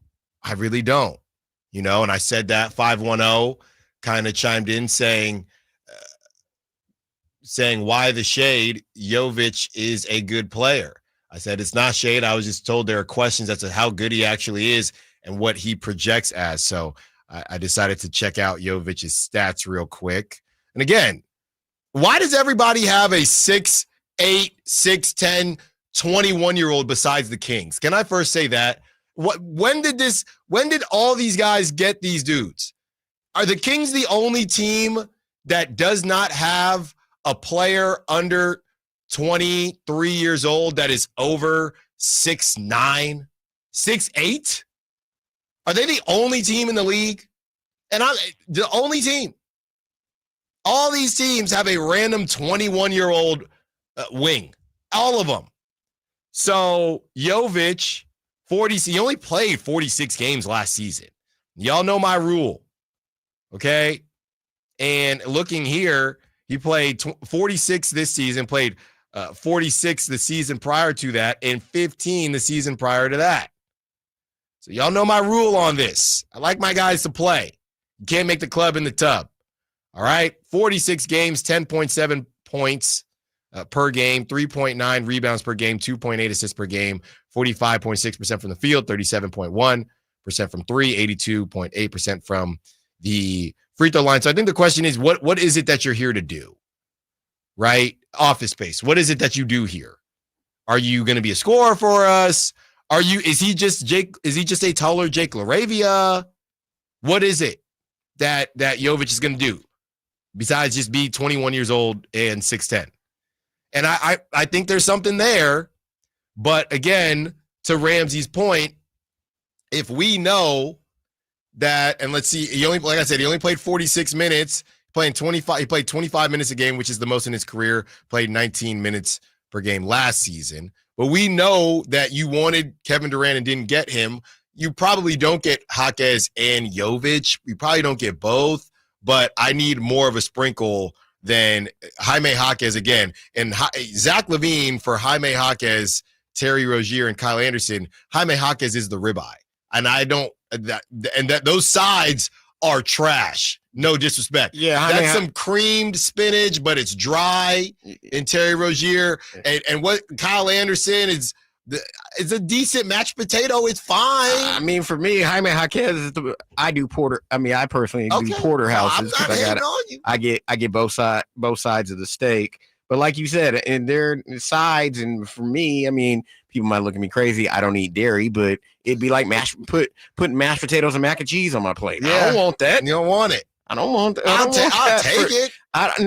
Not for that. Not for Zach LaVine. I don't want that for Zach LaVine. If the Kings were ever to think about moving on, that's not enough. To the point of some of these deals, though, Jaime, and if it ain't Jaime, fine. And I know Haywood Highsmith is 28, but if we're talking about Jaime, maybe a pick, okay? The Ramsey mentioned Walter Clayton Jr. The Heat have the 20th pick in this year's draft. Maybe that's perfect, right?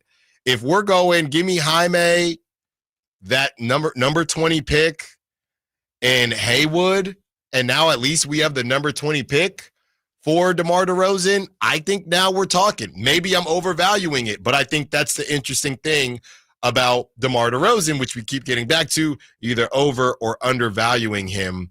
And I don't know that the Heat want to pay the Zach LaVine price tag, but you're going to pay something.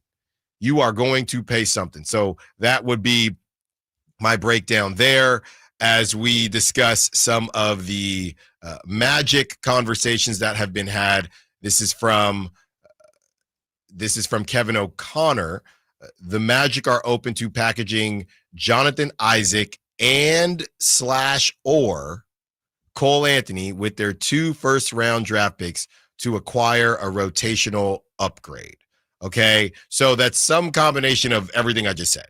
Could be Jonathan Isaac and a first, could be Cole Anthony and a first, could be maybe 2 firsts, depending on who it is, could be just Jonathan Isaac and Cole Anthony and no firsts, a couple different combinations as to who it could be. I'm out on Jonathan Isaac. They missed their boat. The Magic did. I'm out on Jonathan Isaac. I don't want to. He doesn't even feel like he plays that much on the Magic. I think they missed their window when a lot of people were interested in him. I like Cole Anthony, but again, he just is a means to an end type of guy. We've done Cole Anthony as far as the trade candidate. So to me, Jonathan Isaac is a conversation. And okay, cool. You have him under team control. 15. He's only making 15 mil this upcoming season. It goes 15, then 4. He's got him for 4 more years. That's probably the best thing. But what the hell do you have? I think that's the issue with Jonathan Isaac. So the Magic kind of put themselves into this situation. Now, if it's Jonathan Isaac and a pick, now let's talk. Jonathan Isaac and a first rounder, now let's talk. And I'd be probably more interested in that than a Cole Anthony because I'm just not that high on Cole Anthony. Jonathan Isaac, 71 games. I mean, the brother doesn't even look at the basket at this point in time. 71 games, which is good for him. 71 games, he scored 5.4 points per game, 4.4 rebounds per game. He didn't even get to 1 assist per game. That's not his game. 41% from the field. He doesn't shoot threes. He shoots it at 25.8% from the three-point line, 68% from the free throw. You might need to give me 2 picks. I want nothing to do with Jonathan Isaac. It's over. I want nothing to do with Jonathan Isaac. And here's the thing. He came back, Ramsey, and that 2023 season, he was only 25, right? He did not play for 2 years. Prior to the injury, 2019, 2020, played 34 games, 11.9 points per game. He was shooting the 3 ball at 34%. Ramsey, the next season, 2022, 2023, played 11 games. I don't care. Okay. Personally, I don't care what he does. I want nothing to do with Jonathan Isaac. Jonathan Isaac does not fit in California. That's a different conversation. 2023, 2024, this was it. He played 58 games, right? And at this point, he's 26 years old. Okay. He was at 37% from 3, only taking 1.9, 37% from 3. He was 9th in 6-man voting. Okay, 6.8 points per game, 4.5 rebounds per game. He's a defensive guy, right? He's a defensive guy. Everybody kind of understands that. He was playing 15.8 minutes per game. And that was when, somebody want to go Jonathan Isaac. And then at some point they decided, we want to give him that 4-year deal.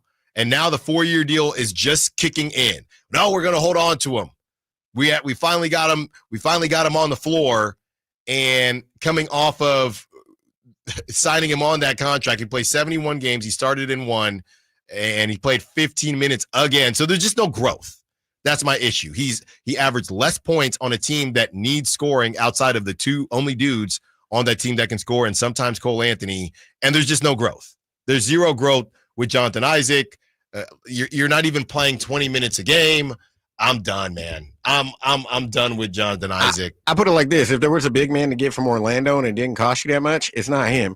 I'll take Wendell Carter Jr. I would too. Yeah, Jonathan, they missed the boat on that. And I'm not saying it's tough because it's only 15 mil. So it's not a horrible contract, but 15 mil, maybe that's the going rate for 15 minutes, and you're giving some defense, and I need a first. Let's talk first rounders. That's what I want to talk. Because you're essentially saying we don't have any more use for Jonathan Isaac, and you kind of want to use that money because the Magic, they dealt with a lot of injuries. The Magic are trying to, take that leap, right? You got Kentavious Caldwell-Pope, who forgot how to shoot. Okay, you have 2 first rounders, and that's what Kevin O'Connor was talking about. You got the number 16 and the number 25. I don't expect you to give us both for Jonathan Isaac because, again, he's only making 15 mil. You have team control. Maybe you trade him somewhere where you can give him an opportunity to play more than 15 minutes. But I'm definitely going to need that number 16. I think Cole Anthony, and they're going to want something back, right? So if this was essentially, we're talking about a DeMar DeRozan type deal, which I think, okay, let's talk about it. I know who Orlando would want back, and I'm not giving it to him. Who, Levine? No, Malik Monk. That's who they wanted him early. I know they did, and I'm not doing that. Especially if I'm doing a swap of point guards, I'm not doing that. That doesn't make any sense, because if they want a Malik Monk and they're going to give you Cole Anthony, I would do it they wouldn't do this, but what if they brought up number 25, you're doing it. You're doing it. I don't know about Ramsey. that. I don't know about that. You're doing it. You are doing it. Cole Anthony, number 25 for Malik Monk? Yes. Take the purple lenses off. It has nothing to do with the purple lenses. Take the purple lenses. It has nothing to do with the purple lenses. If I were to start a team right now, I would rather have Malik Monk than Cole Anthony. Let's talk about it on the other side. We got to hit this break. When we return, Ramsey and I argue over Malik Monk. And quick question, is Joe Mazzulla the Brock Purdy of head coaches? Allen Stiles, Sacktown Sports. Time to check out Capital Casino, conveniently located at 411 North 16th Street in downtown Sacramento. This is Secret Clinical Dominating Extra Stinky Stress Sweat. And this is regular deodorant. Secret Clinical in a heat wave. Oh, what a beautiful day. This is regular deodorant. Ugh, I can't. Secret Clinical with workout sweat. Let's run another marathon. And regular deodorant. How much more? Secret is the GOAT, because nothing fights sweat better. Stay fresher under pressure.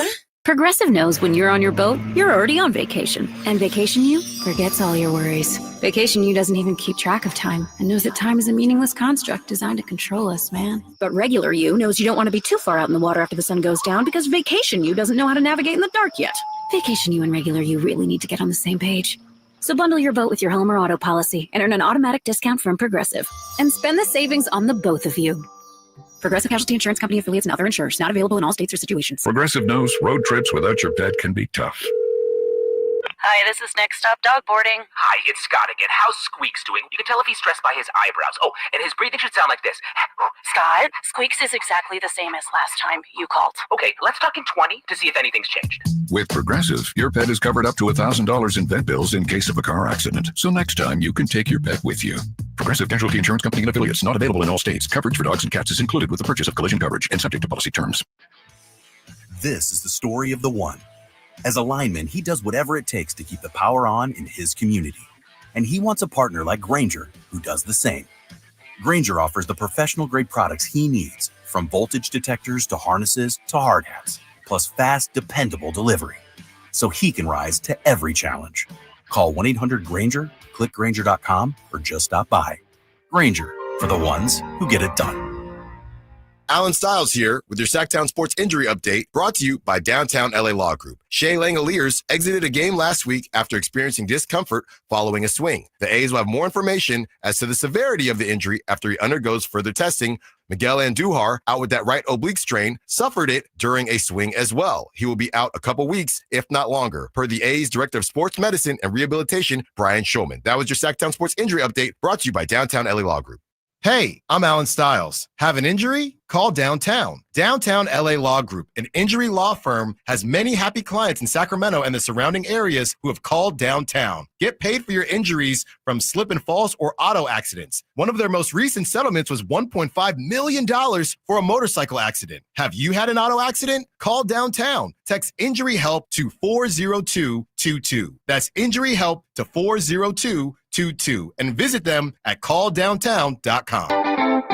Hot summer savings explode at Maida's Elk Grove Chevy. Save $12,000 off MSRP after rebates. Every new 2025 Silverado half-ton LT and RST in stock. Maida Chevy has similar savings on every new Silverado. One of the largest selections in the Sacramento area. $12,000 off new Silverado exclusively at the Maida Chevy Silverado Supercenter. Now that's big, huge. See them all at MaidaChevy.com. Together, let's drive. Less than 2011 renewed. Not available with special financing, lease, and some other offers. Finally, an easy way to find home improvement contractors. Just visit subcontractorsunited.com and simplify your search for home services professionals. From cabinets to windows, roofing to plumbing, Subcontractors United is an easy, simple way to find and hire a home improvement contractor. And you never have to give up personal information. So no harassing phone calls like you get from those other websites.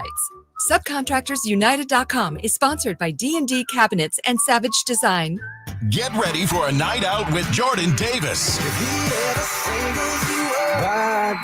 It's Country in the Park 2, Saturday, September 13th at Cal Expo. Along with the special guest, Mitchell Tenpenny. cash. Vincent Mason and Abriana. Make it a family day out with food trucks, games, dancing, and more. Saturday, September 13th at Cal Expo with Michelob Ultra. Tickets are available now at CITPFest.com. Want the best movie experience in town? Join Sacktown Sports IMAX Pass by visiting SacktownSports.com. Sign up today. You can win tickets to see this week's films at the Esquire IMAX Theater.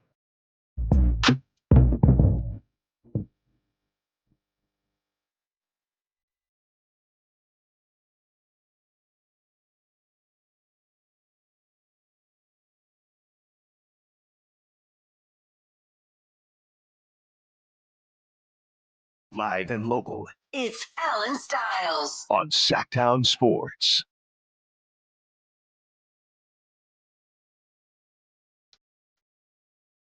Taking you up to 2 p.m.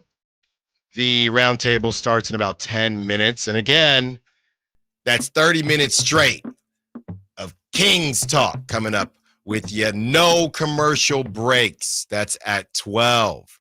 Okay, then it's at 1 o'clock again. Really excited. To be completely honest with you, my last gig, we had, 23, 25-minute segments. So I was used to it, came here, not as used to it. Now I am going to get used to it. It's like riding a bike. And if anybody is in a position to just keep on talking, it is your boy. Taking you up to 2 p.m. Couple texts coming through, 916-339-1140 if you want to be a part of the conversation. Call line, text line, and SAC chat. This is what the text line had to say. Talking about Jonathan Isaac. Jonathan Isaac would be cool if you had him on a 1 or 2 year deal where he would be a valuable expiring deal and could be moved, but no thank you for 4 years. Yeah, they thought that, again, 15 for Jonathan Isaac, and at the time, right, he's 26, 27 years old. They're thinking this is a steal, and he just plateaued. And some of that is on the Magic. The Magic, they just have a roster that is just terribly confusing.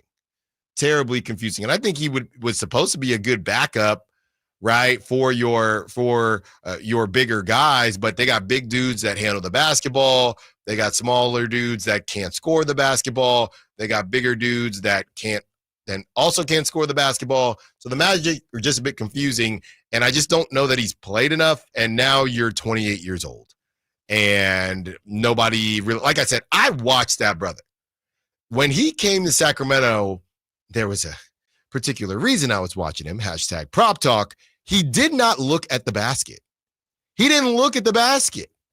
And we just talked about it with Austin Rivers and Kevin O'Connor. These one-way guys, it's tough sledding. It is tough sledding for these dudes. Somebody else said, 916 says, would be over the hill happy for a middle first rounder for either guy, Cole Anthony or Jonathan Isaac, but I would be surprised if any team surrendered. The only reason that they would, right, would be because the Magic feel like, again, wide open. We're going to talk about the Celtics as well. The East is viewed as wide open. No disrespect to the Pacers and the Knicks, but everybody is thinking, all right, this is the time to go. Right? It's literally the opposite of the West. This is the time to take big swings. The West, you're taking big swings because everybody has big swings. The Lakers got Luka randomly. The Stork dropped Luka off one day. So if you think DeRozan can make it happen for you, then you go ahead and make that move. But if you're the Kings, a first and Jonathan Isaac for DeMar DeRozan, you're basically saying this is for that first, right? Which I'm okay with, because Jonathan Isaac, again, the 4 years, that's rough. But I might need another young player. Obviously, you're not going to get Anthony Black. I might need another young player because if I'm making that deal, we're essentially resetting. Maybe we're just going to see what Jonathan Isaac has at 28. But because then the question becomes, what are you doing with that draft pick? Do you think that draft pick is going to help you now? If the Kings aren't if the Kings aren't blowing it all up, what do they need with a draft pick right now? Especially somebody if you're going to take a swing for a high ceiling. The 916 says, I agree that the Magic roster is very similar to the Kings roster, but the exceptions being that they have Paolo, who is a stud, and they play in the East. Yeah, those are two big changes there. Those are two huge differences, 916. They have a foundational player, and they get to play in the East. And let's not sleep on the fact that they actually have, I'd say, two foundational players. Because they are not moving off of Franz Wagner. They're not doing it. Franz Wagner is another hit. So I'd say they have one for sure foundational player, and they have, including Paolo in this as well, two elite players that the Kings just simply don't. And young elite players. I don't think they're moving off of anybody with the last name Wagner, to be honest with you. I think they'll keep Mo, too. Yeah, keep them brothers happy, man. Exactly. I want to play with my bro. And I think, and no disrespect to Mo, he's solid. He just had the injury. He's a solid ball player. They both just had injuries, unfortunately. So I'd like to do business with the Magic, and they have the pieces. That's the thing. Unlike the Heat, who they're in similar situations, but the Magic have better talent that's younger. And that's why they made the playoffs. Unlike the Heat, they have draft compensation, 2 in the first round, and young pieces. But now, if you're the Magic, are you willing? How bad do you want DeMar DeRozan? Yeah, and here's my question. Here's the anomaly that I still don't understand. It might just be a bad fit. Mm-hmm. What happened to Kentavious Caldwell-Pope this season? I never thought the brother was that bad. No, I wouldn't. No, he wasn't. He just forgot how to shoot the basketball. That, and I know he was hurt for a minute as well, and I don't know if that may have affected his season. But yeah, I've never seen KCP look that bad in any season in his career in the NBA. He was a very serviceable shooting guard, and that's what Orlando thought that they were getting, but unfortunately that didn't happen. And correct me if I'm wrong, don't they still have Gary Harris too? They do. It's expiring, only $7 million, but they do. And this is what I'm saying. If I'm the Kings and you missed out, let's say the Heat get KD, right? Anybody that's talking to the Kings is because they did not get Kevin Durant, right? As it pertains to DeMar DeRozan, or if maybe Zach LaVine, but mostly DeMar DeRozan because of the contract. I will have a conversation with the Magic, and I might have the purple lenses on. But again, even if it's Cole Anthony, because Cole Anthony's only making $13 million, and I do not want Cole Anthony and Jonathan Isaac. I don't want that. No. I think it's less compensation if it's Cole Anthony. So even though I like Cole Anthony, I don't like him that much. I would say, give me Jonathan Isaac. We'll do Jonathan Isaac, but I'm gonna need Jonathan Isaac. I'm gonna need pick 25, and I'm gonna need either Jet Howard or Tristan Da Silva, and we can do it. I got one that I want to throw out there because I don't know what direction, or I'm led to believe I don't know what direction Orlando is going. Who would you rather have, Jalen Suggs or Cole Anthony? Because I don't know which direction Orlando really wants to go, whether they want to keep both, they want to move on from Cole Anthony, or if they'll move on from Jalen Suggs. You know what I'm going to say, because I do think Jalen Suggs is better. So do I. But again, the brother couldn't stay healthy. Can't make the club in the tub. So I'd go Cole Anthony just because at least I know he's going to play. The only time I see Jalen Suggs is with Haley Van Lith. Yeah, that's the only time you see him. And the only place you'd be seeing him now is Chicago. Because that's where Haley is. I should say Jalen Suggs. He played 35. I don't even know how he played 35 games this season. I don't even remember that. I don't either. I mean, like I said, he definitely has more of the talent, but like you said, best ability is availability, and unfortunately, he wasn't available this past season. So I don't know what you can do. I mean, but again, Orlando is probably in the mindset of taking the simple fact of one or the other, whether it be Jalen Suggs or Cole Anthony. I mean, they both have pedigree. Mm-hmm. Both come from athletic families. Jalen Suggs, a distant relative of Terrell Suggs from ASU. Cole Anthony, we all know who his dad is, former point guard, now analyst Greg Anthony. So there's genetic genes there in the family. But again, it's which one do you want? Which one would you take? Which one would they offer? And again, if it's a Cole Anthony, I take the idea I had earlier. Again, haven't looked at salary, so I couldn't tell you if they match. Give me Cole Anthony and Wendell Carter Jr. rather than the Jonathan Isaac. They can, yeah. Jonathan Isaac can do what Mike Tyson says in Fade in Bolivia. I don't care. But that's what I'm saying. I'll take Jonathan Isaac, but I need some young talent. And then the question becomes that's me wanting the Kings to rebuild more so than others. Here, not to disrespect Jalen Suggs, though. And Wendell Carter's only 26 as well. Right. Here's the thing about Jalen Suggs, though. In all the years that he has been in the league, okay, in 2021, 2022, he plays 48 games. That first season, his rookie season, he was at 11.8 points per game. Not much of a three-point shooter. He shot it at 21%, but he's a rookie, okay? Next season, he plays 53 games, all right? And the first season, he was at 27 points per game, or minutes per game. The next season, he's at 23 minutes per game, 9 points per game. All right. Season after that, this was the one, man. 23, 2024. Okay. 12.6 points per game. He was 10th in the DPOY in the DPOY voting, and he was second team all defense. Played 75 games. Right. And a three ball, he shot it at 39%. That's the Jalen Suggs that they feel like they want. And that's who they're going to tell you you're trading for. But then next season, he gets back to 35 games played. So there's no point in me even saying what he did in those 35 games. When we return, we have the roundtable. Chris Watkins and Brandon Nunez joins us. Allen Stiles, Sacktown Sports. The Sacktown Sports 1140 newsletter. Right to your email. Get your latest on the Sacramento Kings, UC Davis, and Sac State with the Sacktown Sports 1140 newsletter. Visit SacktownSports.com to join. This is the story of the one. As a safety manager at a manufacturing plant, he does everything he can to keep his coworkers safe. From finding ways to reduce risks to keeping safety supplies in stock. And for that, he relies on Grainger.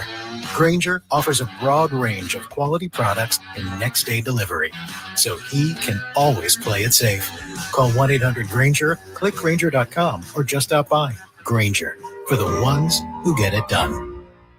What's going on? We're talking to Chad Hoblet of Hoblet Dodge, Chrysler, Jeep, Ram, and Woodland. Chad, tell me what's happening for the Employee Pricing Plus sales event. Anyone can get you employee pricing, but at Hoblet, it's all about the plus you can only get here. Save up to $16,000 off MSRP on new 2025 Ram 1500 crew cabs. One of the many reasons we are the #1 Ram truck dealer in California. Well, why do you think Hoblet's consistently California's #1 Ram truck dealer? You won't find a better price on the Ram truck you need. And with 500 new Rams available, no one has a better selection. Plus, being a fifth-generation family-owned dealer, you get the big city selection and savings with the small-town service, and we have 7 Walter P. Chrysler Service Awards to prove it. Search, select, and save through their whole inventory at HobletDodge.com. Unbeatable prices, unbeatable selection. Nobody beats Hoblet, period. 16,000 total net savings on select new 2025 Ram 1500 Laramie after 6,000 factory rebates and 10,000 dealer discounts. Rebates include 2,500 select inventory bonus cash, 500 on-the-job upfit, must show eligible upfit. Employee pricing factored into dealer discount. 5% savings. Sample VIN 711632. See dealer for details. I'm Ken Korak with your Green and Gold Report, brought to you by Comcast Business, powering possibilities. Well, the latest class of the A's Hall of Fame will be inducted before the A's play the Reds on September 13th. And what a group, including longtime A's broadcaster Monty Moore and the big three, Hudson, Mulder, and Zito. And when those guys pitch together in the A's rotation over a 5-year span, their combined records 234 and 119. Comcast Business helps turn today's small businesses into engines of modern business.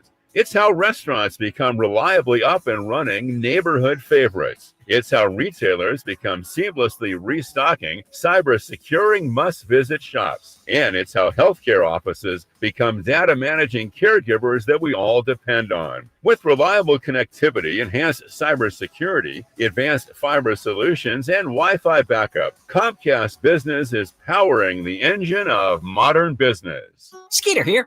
Got a question. What's small and dark with white bands on its legs and bites during the day? Mosquitoes. Hi, I'm Luz Maria Robles, but these are 2 new types of day-biting mosquitoes. They're invading our area and becoming a big problem. And they can be dangerous. But we're on it, so when you see them, report it at fightthebite.net. In the meantime, use insect repellent and drain stagnant water around your yard. We're here to help with these day-biting mosquitoes. Visit us at fightthebite.net. This is the story of the one. As a safety manager at a manufacturing plant, he does everything he can to keep his coworkers safe.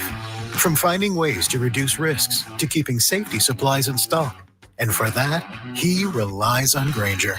Grainger offers a broad range of quality products and next-day delivery, so he can always play it safe. Call 1-800-GRAINGER, click Grainger.com, or just stop by. Grainger, for the ones who get it done. KHTK-HD1 Sacramento, KYMX HD3 Sacramento. Your flagship station for the Beam Team. From the Power Business Technology Toshiba Studios. This is Sacktown Sports 1140.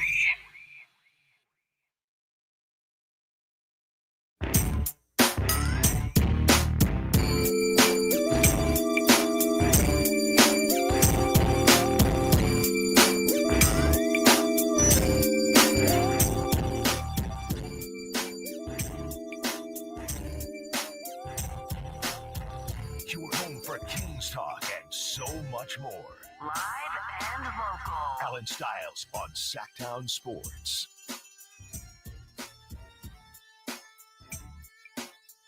The roundtable is a little smaller today, as Brendan Nunez reminded me that Chris Watkins is enjoying some much-deserved time off as well.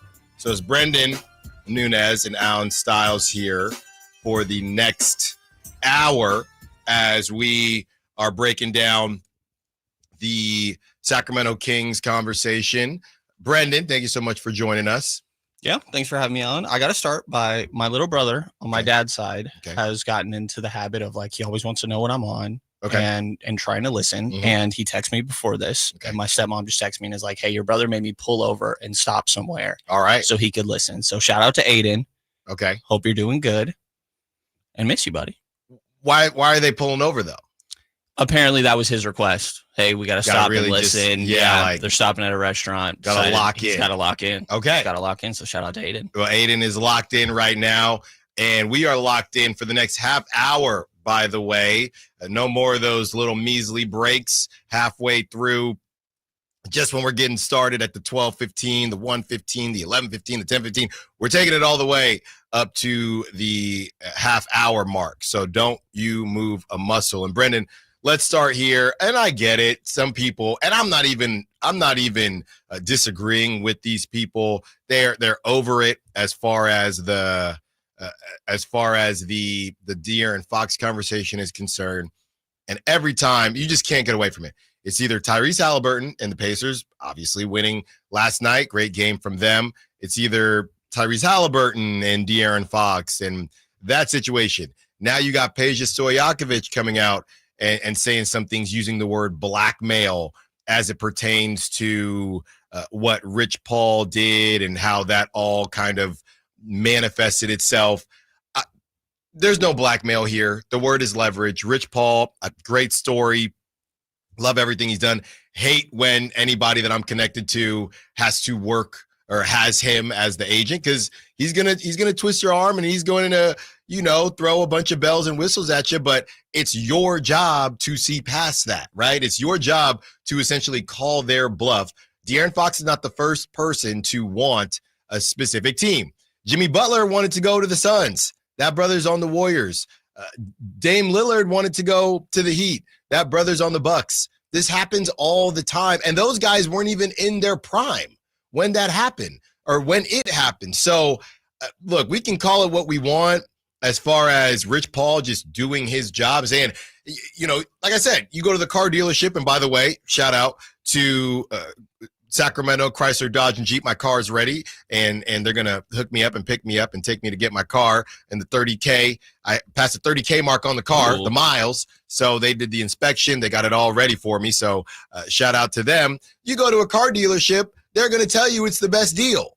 That's their job. It's your job to check the Carfax and whatever new apps there are, to go to the one across the street, whatever the case may be. You don't just take their word for it and say, well, I had no other choice. They told me this was the best deal. That's their job, Brendan. Yeah, I think that is as simple as what's going on here, is that this is what players do. Like, I get why a fan base would feel a type of way of, hey, you are messing up the market out here, that now these other teams don't want to pay whatever it may be, because you're essentially saying, hey, I don't think I'm going to re-sign there. But this is the nature of these guys that are about to be coming into new contracts. Trae Young has 1 year left, that has this next season and then a player option the year after.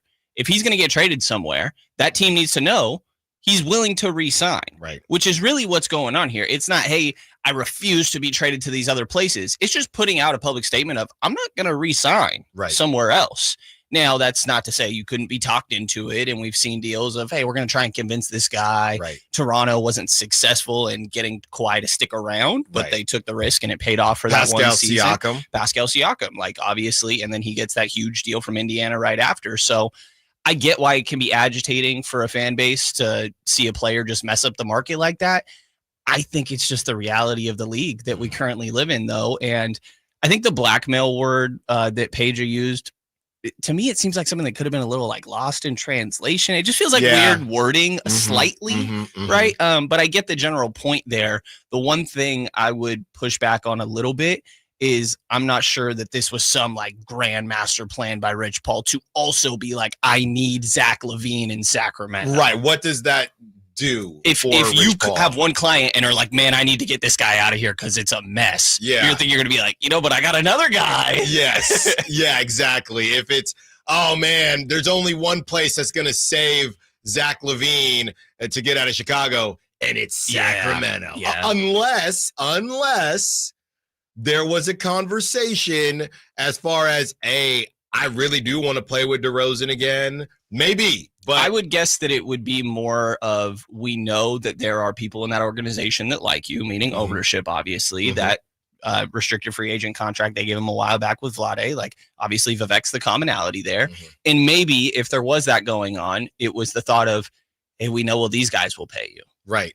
At least that's the thought, because obviously there's been, ideas of, could they even extend Zach LaVine this offseason, meaning rework, have him turn down that last deal, and sort of doesn't mean the same salary that we're talking about right now, but just more years, maybe a little bit less annually. Yeah, I don't know, though, because, I know that we had, before the Warriors got Jimmy, they had looked at Zach LaVine, and I can't see Rich Paul. The way everything worked, right, with that deal, maybe it was specific, hey, if you're Rich Paul, okay, well, I don't know, man. The more I'm thinking about it, well, all right, I want to get De'Aaron out. And even if you like Zach LaVine on the Warriors, not to say you don't, but he was able to do a lot with, I will say that. It did allow him to do a lot with one move that he wouldn't have been able to do. And it did help everyone involved because, like you said, you get to go somewhere that we know is going to value you. We get De'Aaron out of town. So I can see why there's no argument as to why Rich Paul was motivated to do it. The argument is that the Kings had no choice but to do it or not. Which just is not the case. This isn't like you have to be the one that makes the trade, So yes, can Rich Paul attempt to orchestrate everything and put some on the table and be like, hey, this probably makes sense for everybody involved. Right. Sure. But every team involved has to also say yes. You mentioned the Dame Lillard thing. Dame wanted to go to Miami. Yeah. It was not mentioned Milwaukee. He goes to Milwaukee and he re-signed in Milwaukee. So it just terrible contract. The team still, not looking great in hindsight, but just a scenario where a guy wanted to go somewhere and guess what? You decided that the team that he wanted to go to wasn't offering you a good enough deal and they were going to wait. But I think the Kings' issue is that they didn't want to just wait out the rest of the year knowing, okay, we're going to have to move this guy at the end. What does the rest of the season look like? I think it was short-sighted, and I think that's one of the commonalities you see with Indiana and OKC is, I think, depth, defense, but in the team-building process, it's patience that these teams did to get where they're at. It's just panic. Yeah. It's just panic. That is panic at the disco. That's exactly what it has been. Panic at, not Arco, that would have fit better though. Panic at Arco and panic at Golden One. That's what it is at all times, Brendan. And I don't understand why they continue to find themselves in this situation. Real quick, as we kind of get on over to another Kings decision, which this one is messed up for other reasons. You think the Pacers could pull it off? I feel like you have to say yes at this point. I think that we are just very much in a series, which I guess is obvious, but I think that it's anybody's game at this point. And I kind of tend to lean towards whoever wins game 4, I think is probably winning this series. But there's a clear aspect of you cannot count this Pacers team out. They are going to fight. And it's somebody else on every given night. It's, Benedict Mathurin, who was 3rd leading scorer in the regular season for them, but putting up the 20 plus that he put up. You have Thomas Bryant coming in and having a huge game 7. Right. Aaron Nesmith will randomly have a quarter where he makes 5+ threes. Yeah. TJ McConnell is going to steal a really timely inbound pass, and he's going to get 5 assists and 5 turnovers. Obi Toppin. So it's sure these top guys played well for them, of course, but the depth that they have on this team, Andrew Nembhard. I think when we were coming into this series, I was telling you, I thought Andrew Nembhard was going to have the series of his life guarding SGA. I also wasn't aware that these guys grew up in the same city together, by the way. I get mixed up which one's Montreal and which one is, I can't even remember the name of the other city. I'm not the most geographically inclined American when it comes to Canadian spots over here. That was great wording on my part, but SGA, Aaron Nesmith grew up in the same city. And then you have Lou Dort and Benedict Mathurin grew up in the same city. I want to say that's Quebec, maybe for them too. They speak a little bit of Creole over there, actually. So I'll be curious to get them mic'd up, see what that looks like. But Nembhard played a great series. It's a little bit of everybody. About Toronto? I don't think it's Toronto. Well, SGA was born in Toronto. Okay, maybe it is Toronto.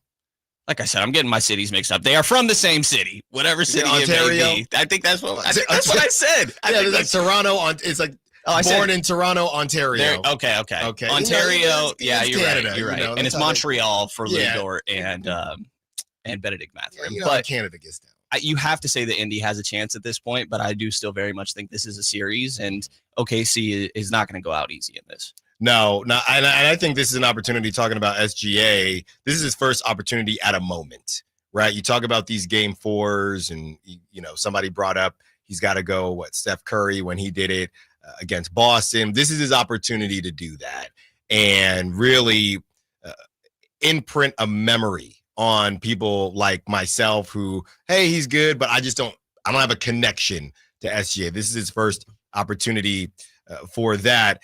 One thing that we've been talking about a lot as far as the types of players that are flourishing now in the league. Austin Rivers, it led us to a whole conversation about millennials and slang that we were saying, because Austin Rivers said, you don't need the bag work anymore.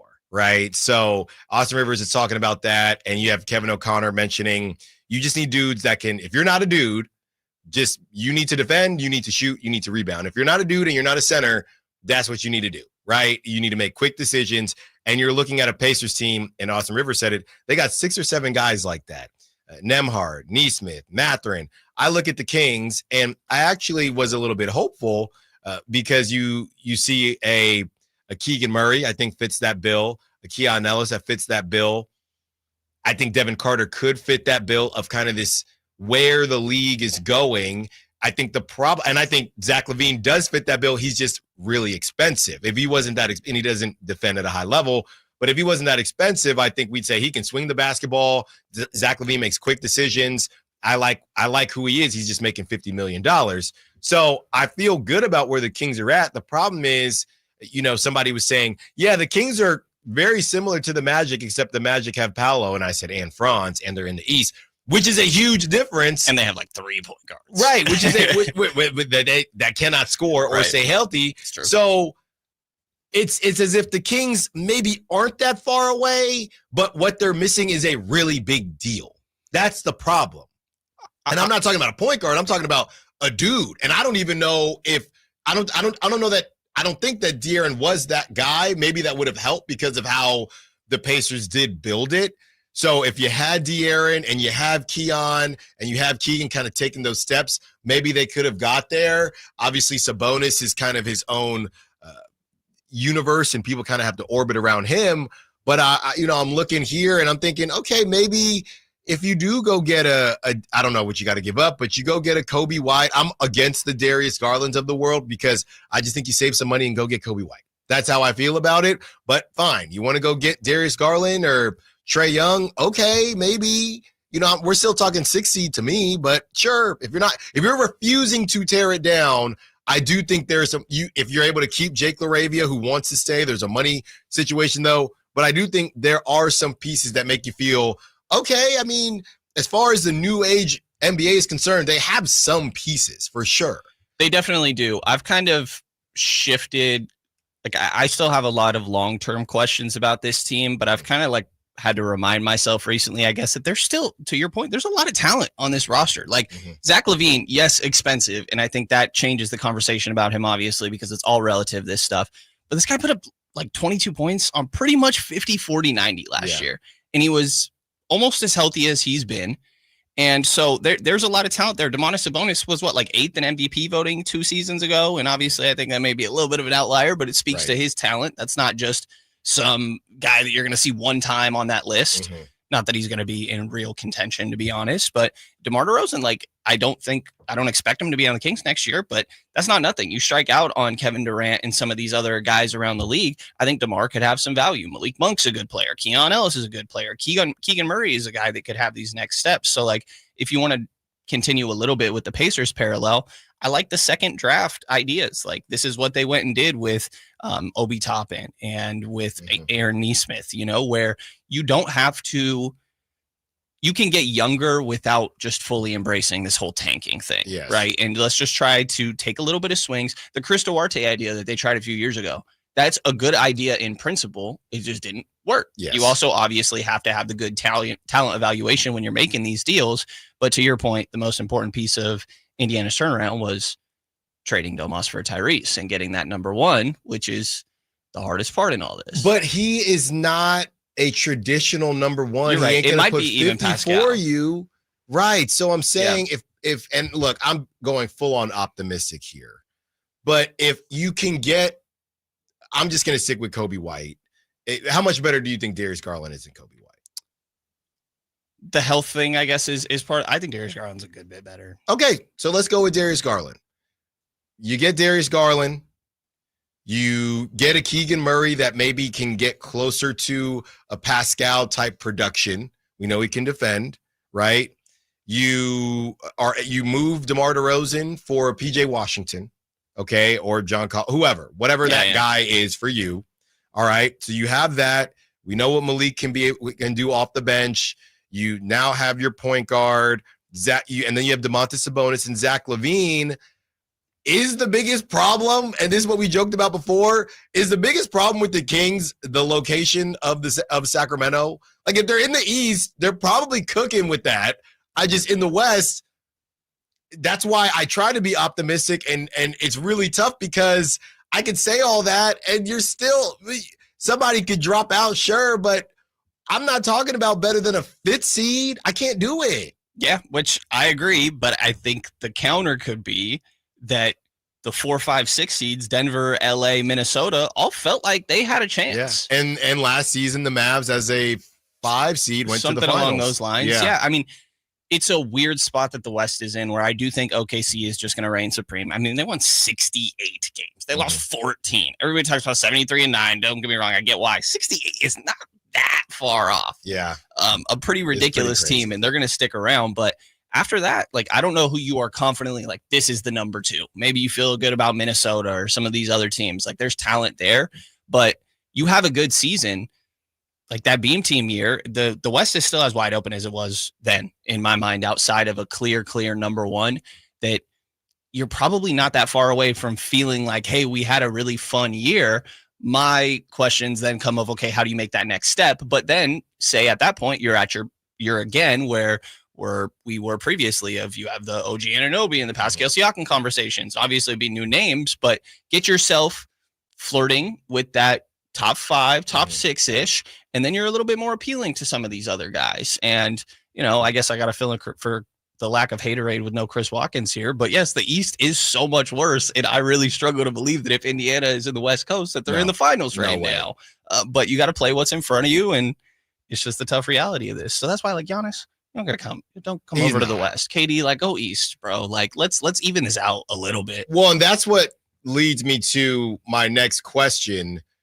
If you are the Kings, if you're Scott Perry, and we got some sound that we'll play from Sam Amick as it pertains to Scott Perry and his decisions on the Kings, if you are Scott Perry, are you essentially waiting? Well, let's say they're not blowing it up this season, right? But are you essentially waiting to see how big of a swing you're going to take based on where a Kevin Durant goes? Because if Kevin Durant, if he stays in the West, okay, we're going to have to take some daddy hacks here. We're going to have to do something to stay around. Kevin Durant goes to the Heat, right? And Giannis stays in Milwaukee. To your point, I never trust the Nuggets. I trust Jokic, but I don't know where the Nuggets, everybody else is getting better along the fringes. The Lakers, it would be fringe. The Rockets now, they might be in a conversation with the Kings for DeRozan, right? Which would make them better, but I don't know how much. The Warriors fringe. I don't know what the hell the Grizzlies are doing. These teams, the Warriors with Cam Johnson, cool. You're not beating the Thunder, right? And again, these teams have different expectations. Lakers trying to win the whole thing. Rockets, I think, are trying to get into that conversation, as well as the Warriors. The Kings are just trying to get into the playoffs. So you look at those, and the Nuggets trying to win the whole thing, of course, with Jokic. So, yeah, I think you look at these teams, and if the Spurs don't get the big fish that we all thought they were going to get, I think they might get KD. But if they don't, yeah, they'll be better, but they're not scaring. I don't know. I mean, I like Stephon Castle, and they got a top pick as well. But they're, to your point, just get in the dance. You can get in the dance. You're not winning the whole thing, but based on what happens this offseason, you might not be as far away. If y'all just got to play well. That's the other thing. At the 2024 season, they played horribly, right? And specific players did not replicate or get close to what they did Beam Team season. If you get hot for a season, you can get in.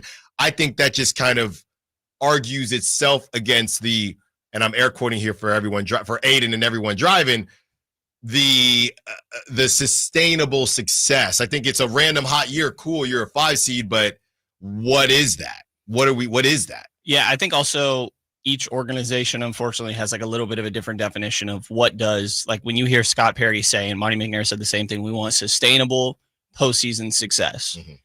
To me, and I take it very black and white that like postseason success, there's only one team that's successful at the end of every year. I don't even know if they said postseason. I think they just said it's successful play platform of success. I don't know if they mentioned postseason.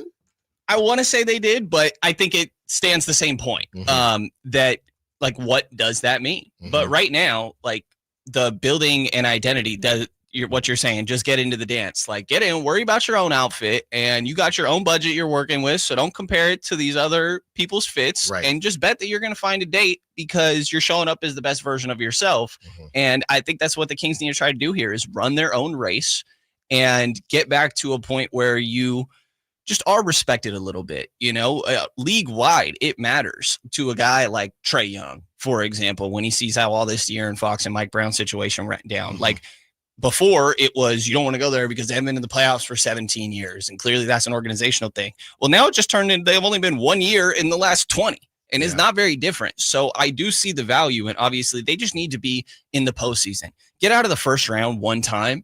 And while I think league-wide that wouldn't be viewed as the greatest success because you're an older team, and typically that's a good step because, we have more internal growth coming, and the Kings probably won't be in that spot, but they still need that. Yeah. They need that little bit of success just to change the way that their organization is viewed and the feeling around this team a little bit. And also this year might be a year where you're trying to prove to Domantas Sabonis if he wants to stick around. And some of these other guys on the team, it doesn't take much for guys to look around and be like, yeah, I don't know about this myself either. Yeah.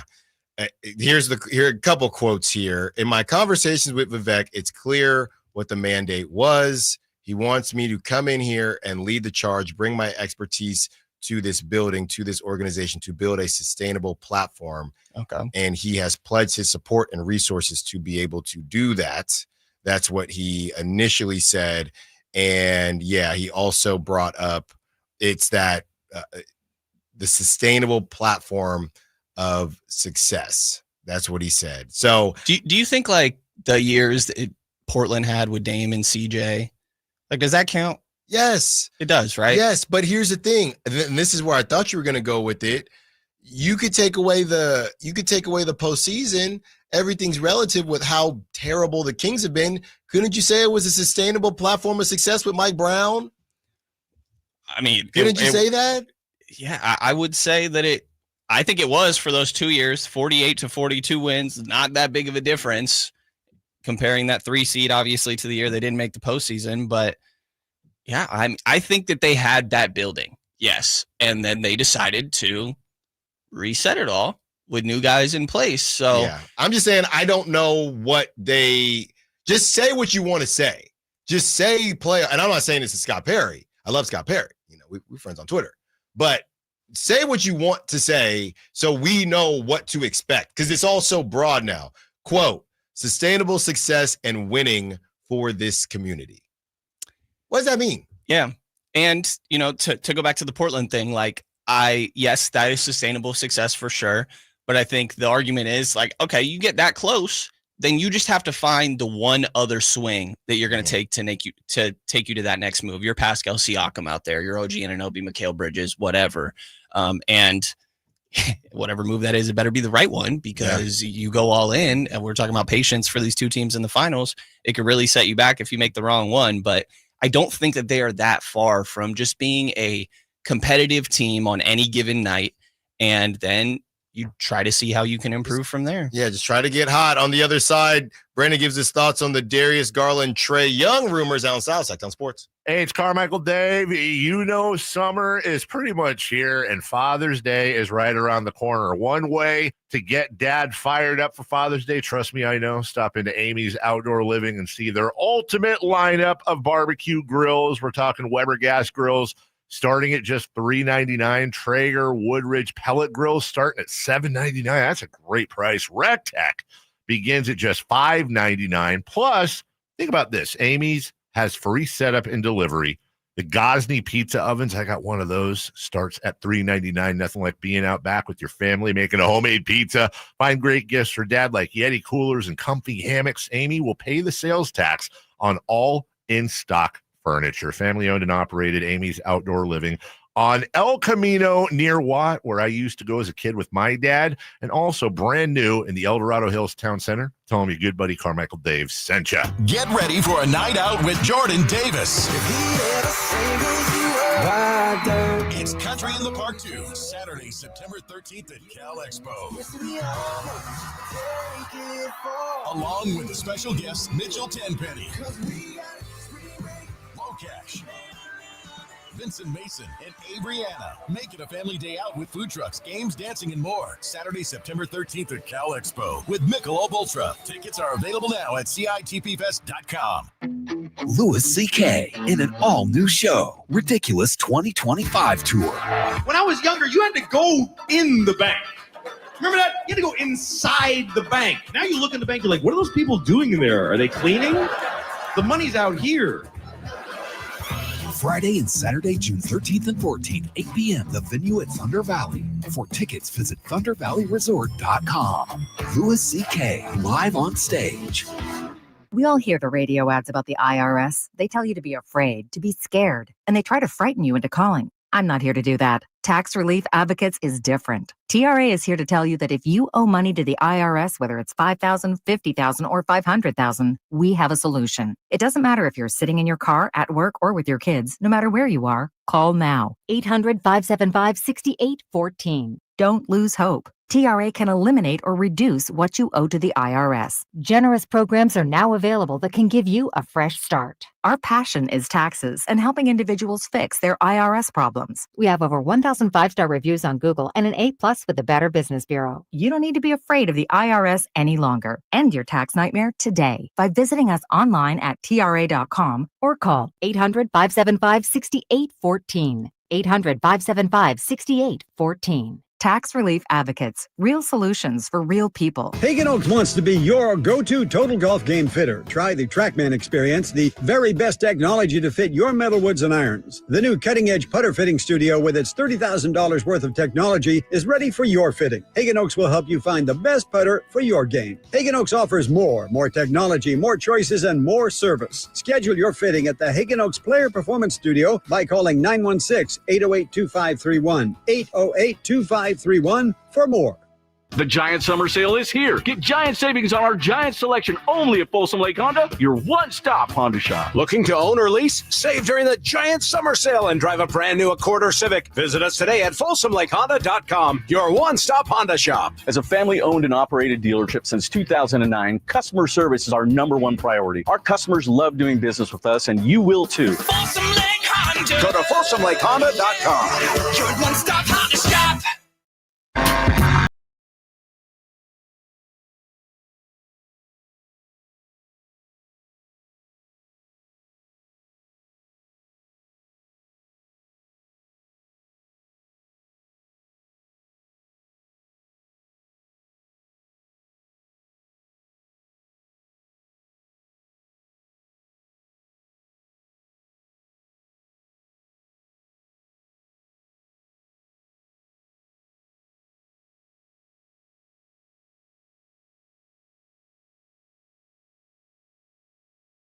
Brandon Nunez in with us, taking you up to 2 p.m.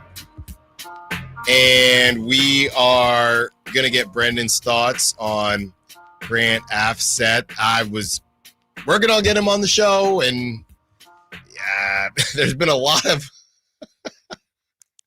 there's been a lot of situations that have happened with, I don't know, prank texters impersonating Grant on the text line. I missed this. Oh, I yeah. think. Okay. Yeah, there was some impersonators. So then I got the real Grant and thought I was going to get him on the show, and we might still get him on the show. And it's been this is what I'm talking about, man.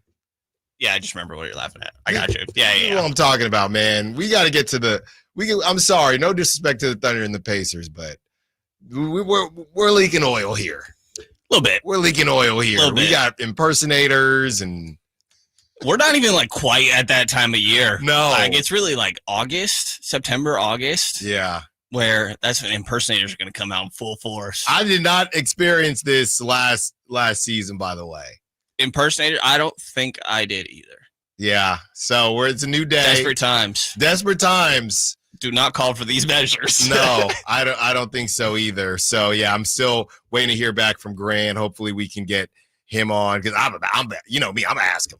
Like, did you find out who's Brendan? If somebody, I had a buddy real quick, and he's one of these guys that likes to post borderline stuff on Facebook. So the brother has like 3 different Facebooks, right?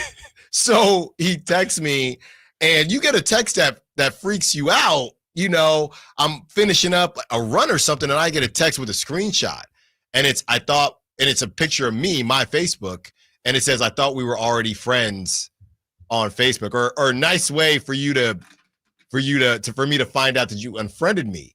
And I'm saying, dude, I did not unfriend you. So I'm thinking, hey, can you send me that profile, because I think I got hacked or something like that. And I say a joke, and I said, hey, can you send me that profile? Although I do know you have about 3 different Facebook accounts. I hear back from him 20 minutes later.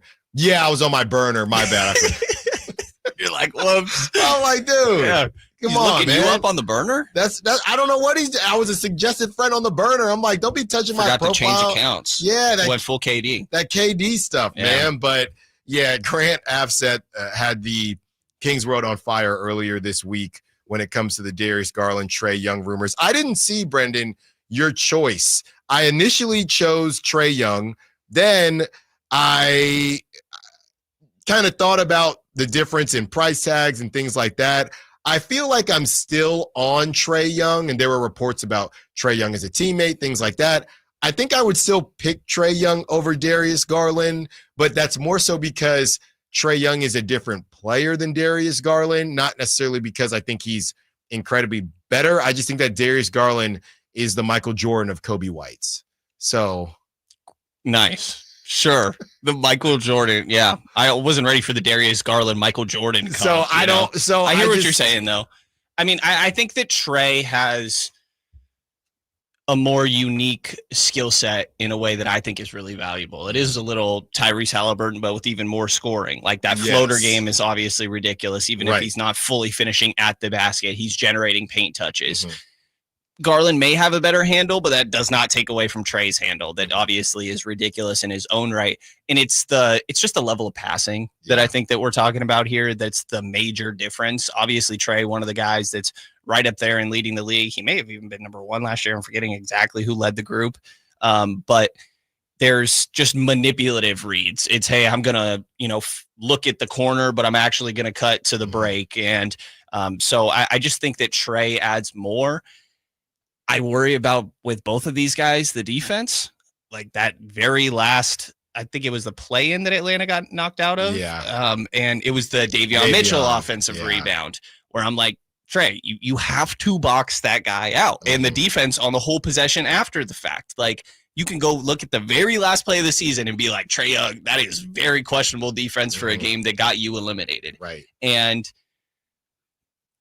at the same time, I think typically that's where you want your defensive weakness, a guy that can orchestrate my whole offense, and it's a guard. That's the easiest player to hide on the court. Issue is you also got Domas back here. You also got Zach LaVine. So I don't know where there's an easy answer to all this. I think lean into a strength, essentially, and just try to become an elite offense probably. I also think if either one of these guys were too expensive for your taste, maybe you could try and go a little bit more of a temporary direction. Like, could you do a Chris Paul for 1 year? Oh, you did say that. I don't hate the Chris Paul idea. Again, not the way I would build this team, but operating under the assumption of, hey, they want to try to do something right now and like rebuild this a little bit, try and build a culture. Chris Paul's honestly done that pretty much everywhere he went. You could look at Phoenix, you could look at OKC, typically pretty good with the young players too. I think Keegan could learn a handful of things from him and some of these other guys. But to go back to your Darius and Trey thing, I lean towards Trey, but I think that they are pretty comparable players. And if there was a vast difference in price between one of the two, I'm probably just picking the cheaper if it's notable. Yeah. And again, I really like Trey's playmaking. Maybe I'm falling in love with it because the Kings didn't have any the second half of the season after they traded De'Aaron Fox. I got to the point where maybe this is disrespectful, but I just said, if I don't feel like Darius Garland and PJ Washington is going to greatly change this team, and again, this might be disrespectful, just go get Colin Sexton. Just go get Colin Sexton. I get that. Yeah. Because you're being too short-sighted. Yes. Essentially. It's like, again, let's do the second draft stuff. Yeah. Like my preference is, hey, go get a Reed Shepherd, go get a Anthony Black or a Rob Dillingham. Now I know these are going to cost a pretty penny as well, but try and go see if you can build up some youth that can actually push you somewhere where you are at least like flirting with getting to the conference finals or something like that down the line, because it's hard to imagine a world where that's happening soon. And that's a good point, because do you feel like we're putting too much on the idea of the timelines, the just timelines in general, right? Anthony Black is what, 21, 22 years old, maybe closer to 20 or 21. Same with Reed Shepherd. My initial thought is, well, Domantas Sabonis is 29, Zach LaVine's 28, Malik Monk they're all about 27 to 30, and then you have Keegan, who's kind of in the middle at 24, 25. So my thought is, well, you can't really go get an Anthony Black because by the time he's good, they would have aged out. I guess technically, let's say it takes Anthony Black 2 years to get where we want him to be. That only makes Domantas Sabonis 31, 32. Yeah, and at that point, maybe you try to rework it around your new timeline. And like the two timeline things, as a former Warrior guy a little bit, that how that can maybe not be the cleanest thing. Right. But also the Warriors were competing for a championship. I think when you have two timelines, when you're just trying to build an identity, it's a little bit of a different story. That some of these, and you could go get Chris Paul and one of these young guys. Like you can get your temporary, okay, well, we still want to get Tyus Jones. And I don't think Tyus Jones is good enough to be your only answer at point guard, but like, let's go get one of those guys, a Malcolm Brogdon or something like was talked about today. And then also a young player that we'll see who starts between the two. They can have a little battle between them, but then you can shift into the new timeline once you eventually reach that point. And I just think that it's something to consider a little bit there. The one other thing I was thinking as I was kind of going through all this with you is the Trae Young and Darius conversation.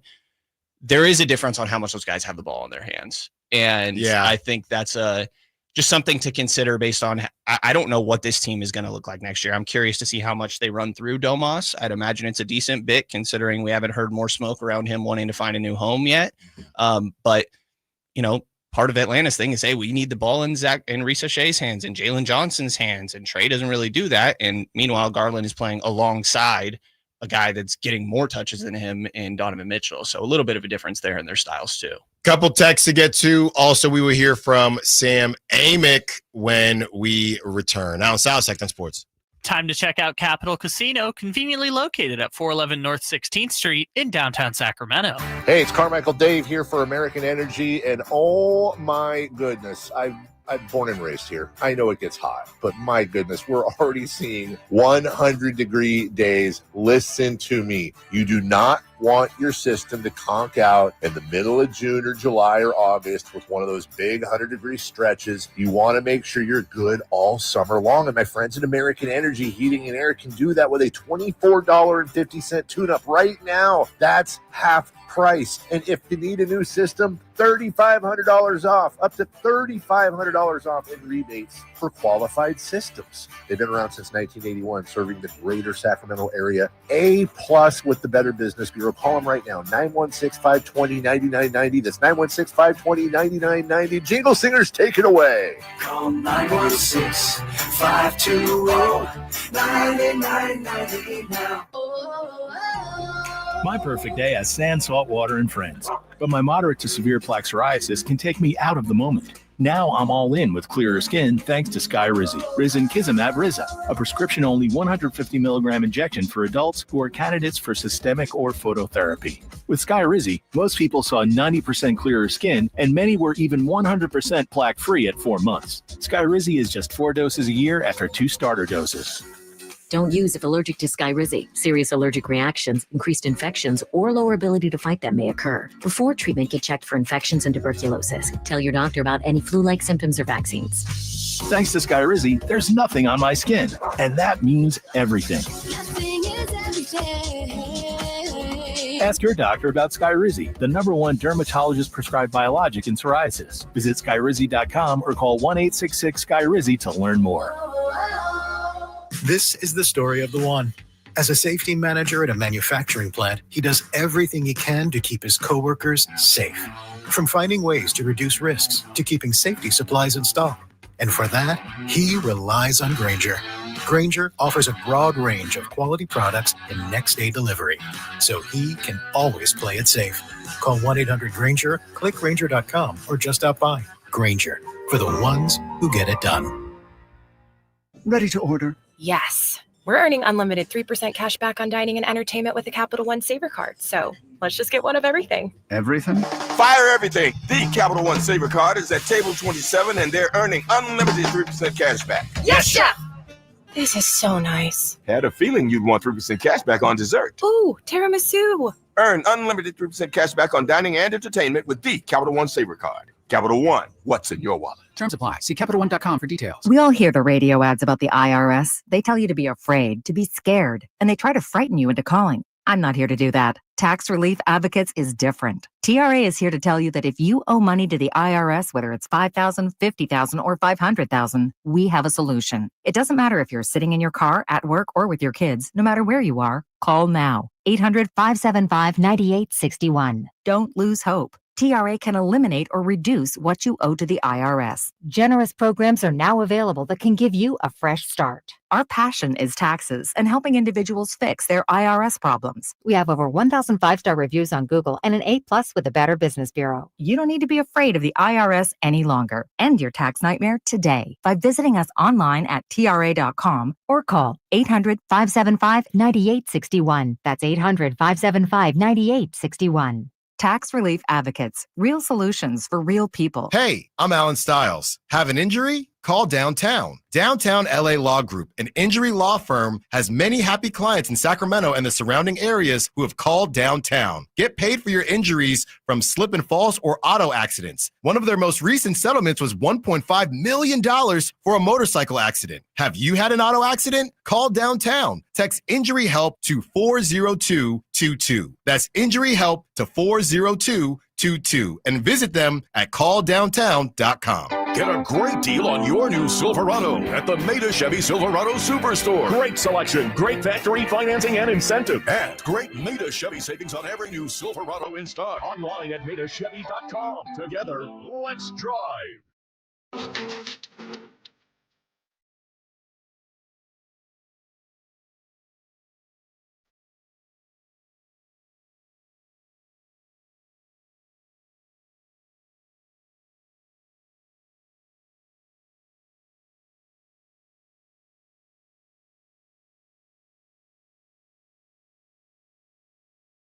Your home for Kings Talk and so much more. Live and local.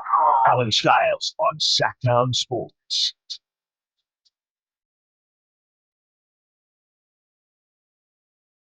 Couple texts to get to. But first, we are going to hear from Sam Amick. Brandon Nunes has been with us for the last hour. He's going to take us up to 1 p.m. And then we are going to take you up to 2 p.m. Ramsey, let's hear from Sam Amick and what he had to say on the morning show about what Scott Perry may be thinking. If I was to say that, I did say this. If I said Zach LaVine is pretty much 2025 Buddy Hield, and I'm not talking about their games, I'm talking about the fascination of the franchise, do you think that's accurate? I guess. I mean, obviously the backstory with them having given him the deal that he went back to Chicago with when Vladdy was the GM, you know, and Vivek liking him, I suppose, you know, but now, I mean, at the same time now there's, you know, and I'm going to probably make some calls on this soon, you know, there's plenty of chatter that Scott Perry is like looking at everything and thinking kind of big at the moment. I don't know what he might actually pull off, but you know, I don't know that this roster is going to stay as is for all that long. Mm-hmm. All right. Sam Amick saying that Scott Perry's thinking big. Could Giannis be on the way to Sacramento? That's what he's saying. Aggregate that, folks. That was Sam Amick. And I think the biggest question is, are we doing anything outside of DeMar? Or could DeMar not be the one that moves? Because something is happening, and we're all just assuming that it's DeMar. And we've talked about this before. I think you agree that it'll probably be DeMar. So we can live in the world where it is DeMar. Is that it? Right? And what are you getting back? I go back and forth. I think DeMar has pretty good value. I think it depends on, you know, how much the teams that don't get KD care that how bad do you want to win right now? Right? What are you willing to give up for DeMar? Yeah. Like, I think DeMar would really help a team like Denver, you know, that needs another bucket. I think that you're seeing some of these teams struggle a little bit with that stuff. New York probably needs a little better spacing, but you saw that they needed another creator out there. Now, the other side is that if the Kings make the postseason, they kind of needed DeMar DeRozan too. You got to get there in the first place. And I do think it's probably the right move to look at your options there and what you can get. I very much think Scott Perry's going to explore everything. The only caution I would say is that the Kings were a part of every trade rumor when Monty McNair was here too. Like, their name was linked in everything. And as much as Monty was patient, and I'm over here preaching patience about these top teams, you remember I was like trying to preach the patience with Monty a little bit. You only can get away with that for so long. And it also depends on the organization that you're working for, obviously. But I think that they will explore everything, which would make me not surprised if something happened. Rafael Barlow was on the afternoon show the other day, an NBA draft expert and content guy that does great work. And he talked about, he's heard that the Kings are aggressively trying to, or looking at moving up in the draft. Yeah, but did you hear? Did you hear when he said, well, he didn't say that they were interested in this guy, but he said the 6-footer from Michigan. Yes. Now, who they take is a different story, but point being that I think that's hilarious because I did kind of overlook that part and never piece everything together. It's funny to me because, like, I had the thought the other day, I started to look a little bit at some draft prospects, and I'm like, man, I'm really looking at point guards right now. It's crazy. And how much were we just clowning on this team, to be honest, for taking guards in, like, the last 3 drafts or whatever it may be. But this is the point they're at. They need it. So yeah, I think Scott Perry will be aggressively trying everything. And probably make a big splash in some way. Even the Monty thing, patient, he made his splash and made his imprint on this team and what he wanted to look like in year one. Tyrese for Domas doesn't look great right now, but he tried to make his identity and his form of that. And I think that you are going to see Scott do something significant to try and create that identity that he said is so important in this first year. Yeah, I know something's coming. I just couldn't tell you what. The question is it just going to be, like I said, the PJ Washington type deal, and you go get I don't even know what point guard you would go get. We talked a lot about the Magic and how, Cole Anthony might be available, Jalen Suggs, and that situation. Maybe they needed DeMar DeRozan or something like that. And Jonathan Isaac, how they kind of tricked off their Jonathan Isaac situation. Right, it's going to be like Malcolm Brogdon, KCP, and PJ Washington on this team next year. And Precious Achiuwa. Probably. I think that we'll see something a little bit bigger. Yeah. I would. That probably means that you move on from one of these future draft picks, whether that's your own, you may believe have more value. But there's that 2027 one that they own from San Antonio, 2031 from Minnesota. There's good value there. So if you work with those, you can make some sort of big swing. 530 is asking, we already talked about Kobe White, but the 530 is asking, can the Kings get DeJounte Murray or Kobe White without giving up a first-round pick? Would you want either of them on the Kings? I don't think you need to give up a first-rounder for either of them. I don't think you need to give up a first for Kobe White because these guys, number one, Kobe White is in a tough situation where the Bulls kind of have to move off of him in a way. He's got 1 year left. Yeah, so you're not getting a first for that. And DeJounte Murray, I was obsessed with DeJounte Murray to start the offseason, and then, you think about the Achilles, and I think he tore it. We looked it up. I think he tore it in about November. So didn't he also just have some other? Yeah, he barely played on the Pelicans. Yeah. So you definitely don't need to give up a first. It's more so, do you want DeJounte? You might get a first. You might get a pick to get DeJounte Murray. So I thought that he would have been a good pick for the Kings to kind of grab, but I just think the Kings aren't willing to wait for somebody unless it's a Darius Garland type. That's different. Yeah, I mean, maybe and just kind of going off this conversation, I think that I'd imagine them going in a different direction, like you're saying, but maybe you do find the temporary, again, just to go back to these guys, I guess, but like CP, Malcolm Brogdon, and it's like, okay, we think that it's going to be very easy for us to get DeJounte Murray right now. Yeah. And so, like, what else besides DeMar DeRozan do you have to give up there? I mean, and assuming that New Orleans actually cares about DeMar DeRozan, which is a big assumption. Don't get me wrong. But we don't know what they're doing. Team it, whatever it may be. Right. But assuming it doesn't take you that much more, then you're just thinking, okay, this is a value trade for us right now. And let's do some temporary stopgap that holds us over while DeJounte gets back to being healthy. Then, like, sure, maybe something, but it's not going to take much to get either one of these guys, to your point, DeJounte or Kobe White. DeJounte, $30 million next year, $32 the year after, and then back to 30 with a player option when he's going to be 31 in 2027, 28. And then Kobe White is an expiring just over $12 million deal. The big cost here is paying these guys and just putting yourself in a tight spot when it comes to finances, because you already are paying max money or almost to Domas, to Zach LaVine, and some of these other guys. So it's more so, I think, sacrificing flexibility rather than actual current trade assets for those sort of guys. There's a name that I was going to bring up because the Pelicans, they're just a wealth of talent that just doesn't make sense, or they're just the Pelicans. Once you put on that Pelicans jersey, and you can say the same about the Kings, once you put on that Pelicans jersey, it's just not going to work for you. Something about purple. I don't know. Yeah, whatever. The Smoothie King Center. You're not going to win a game in somewhere called the Smoothie King Center. If you have that mascot, whatever baby. Yeah. It's like a pelican. Yeah, it's a pelican. It's the Smoothie King baby is what I'm thinking of. Yeah. And then, a name that I brought up, that gets brought up, Brendan, and some of these guys I think are getting a little bit overvalued. Or you might be, Brendan, real quick, you might be thinking of the New Orleans baby cake, the AAA mascot. The baby cakes. Right. I think you're right. They might be cooked now. I don't know that they're still around, but I love the hat. I'm gonna get you a baby cakes hat. Oh yeah, appreciate it. A name. Some of these guys because I was going to ask you a question about this guy. Then I realized, is this guy even worth the first rounder? Devontae Graham? No, it is not Devontae Graham. I don't know what to do with Herb Jones because I'm going to be honest with you. He's really good defensively. But when a team plays the Pelicans and Herb Jones is playing, he's a 3-and-D guy who shoots it at 30% from three. He's coming off injury, right? But it's a wing-driven league, so all of a sudden people are like, oh, I don't know, it's going to be hard to get Herb.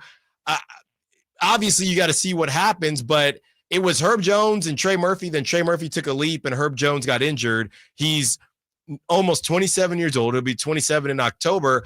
I'd be interested in a Herb Jones, but I don't think – I was going to say, would you give up a first for Herb Jones? But I'm answering it myself. I don't think the Kings should. Some of these guys – I'm just using Herb as an example. There's some of these younger wings that are kind of a bit overvalued, and I would like the Kings to be involved, but I don't want you to overpay for some of these guys because wings are trending. Yeah, I would definitely agree with that. I think that Herb is probably worth a first rounder to teams that are actually contending to where, hey, 20-something, sure, we'll give you that because we reached the midpoint of the season and we're like, we just really need a wing defender on this team. Like Dallas, that handful 2 years ago, feels like a lot longer than last year, whatever it may have been. That it probably makes more sense for those type of guys. Herb, obviously a guy I think that would help the Kings. It's probably one of those moves where you have more of the surrounding pieces already in place. Even though I was just kind of talking about the second draft thing, and I think we're a little bit past that point where Herb's about to be 27. But spacing is one of the things that is a little bit tough for the Kings, just specifically alongside Sabonis. You do need that shooting, I would say. Even Domas, 40% from three last year. He's lining up the laces every single time he's out there taking threes. So I don't know. I could talk myself into it. It just needs to be with other pieces. Brandon Nunez, be sure to follow him on social media and check out all the good work on SacktownSports.com. On the other side, NFL at 1. LaShawn McCoy says you shouldn't have paid Brock Purdy. But what were you supposed to do, LaShawn? Allen Stiles, Sacktown Sports. This is the story of the one. As a safety manager at a manufacturing plant, he does everything he can to keep his coworkers safe. From finding ways to reduce risks to keeping safety supplies in stock. And for that, he relies on Grainger. Grainger offers a broad range of quality products and next-day delivery, so he can always play it safe. Call 1-800-GRAINGER, click Grainger.com, or just stop by. Grainger, for the ones who get it done. This is the story of the one.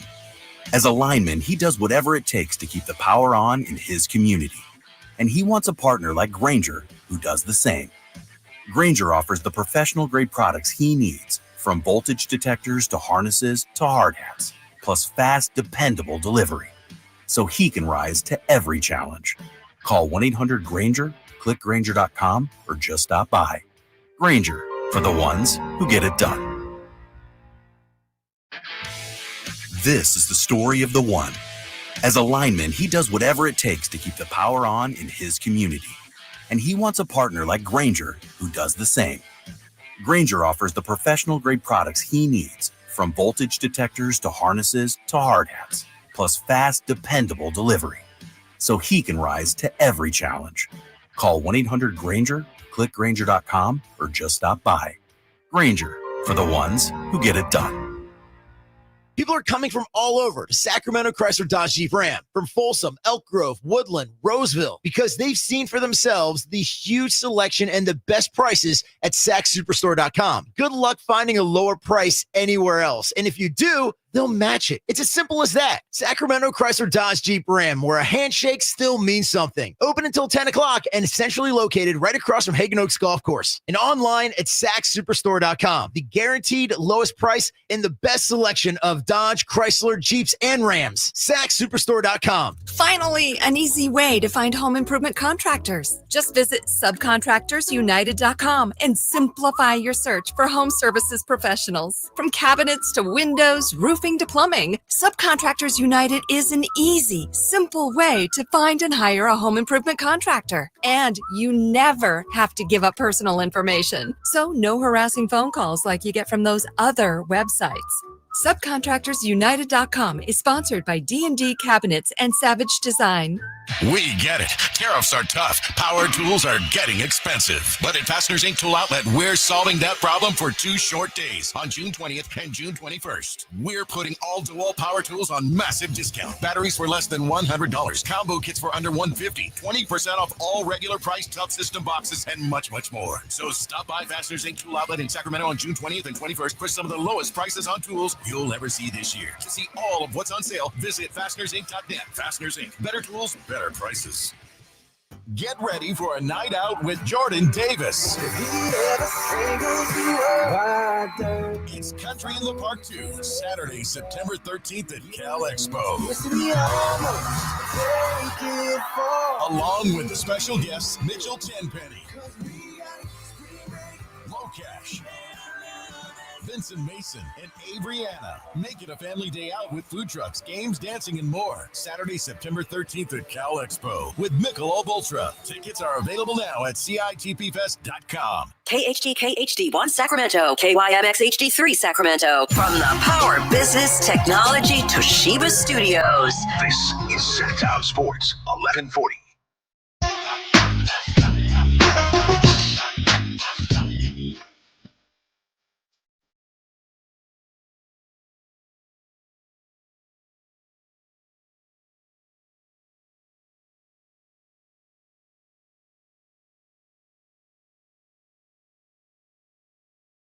You can join the show by texting 916-339-1140. On Sacktown Sports. Thank you to Brendan Nunez. And speaking of the Pelicans, some news coming out on the Pelicans.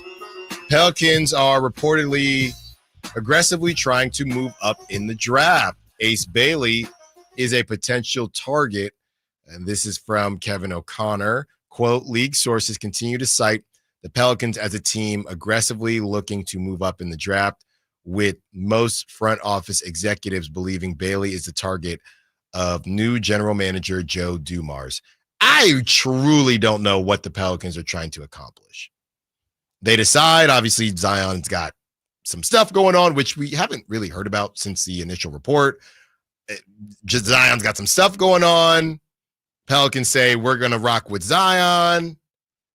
They also have Trey Murphy. They have Herb Jones, who they don't want to move off of. We know they don't want to move off of Trey Murphy, at least we think. They have CJ McCollum. They have their version of the Blazers with CJ McCollum. And they just traded for DeJounte Murray. DeJounte Murray is closer to 30 than 20.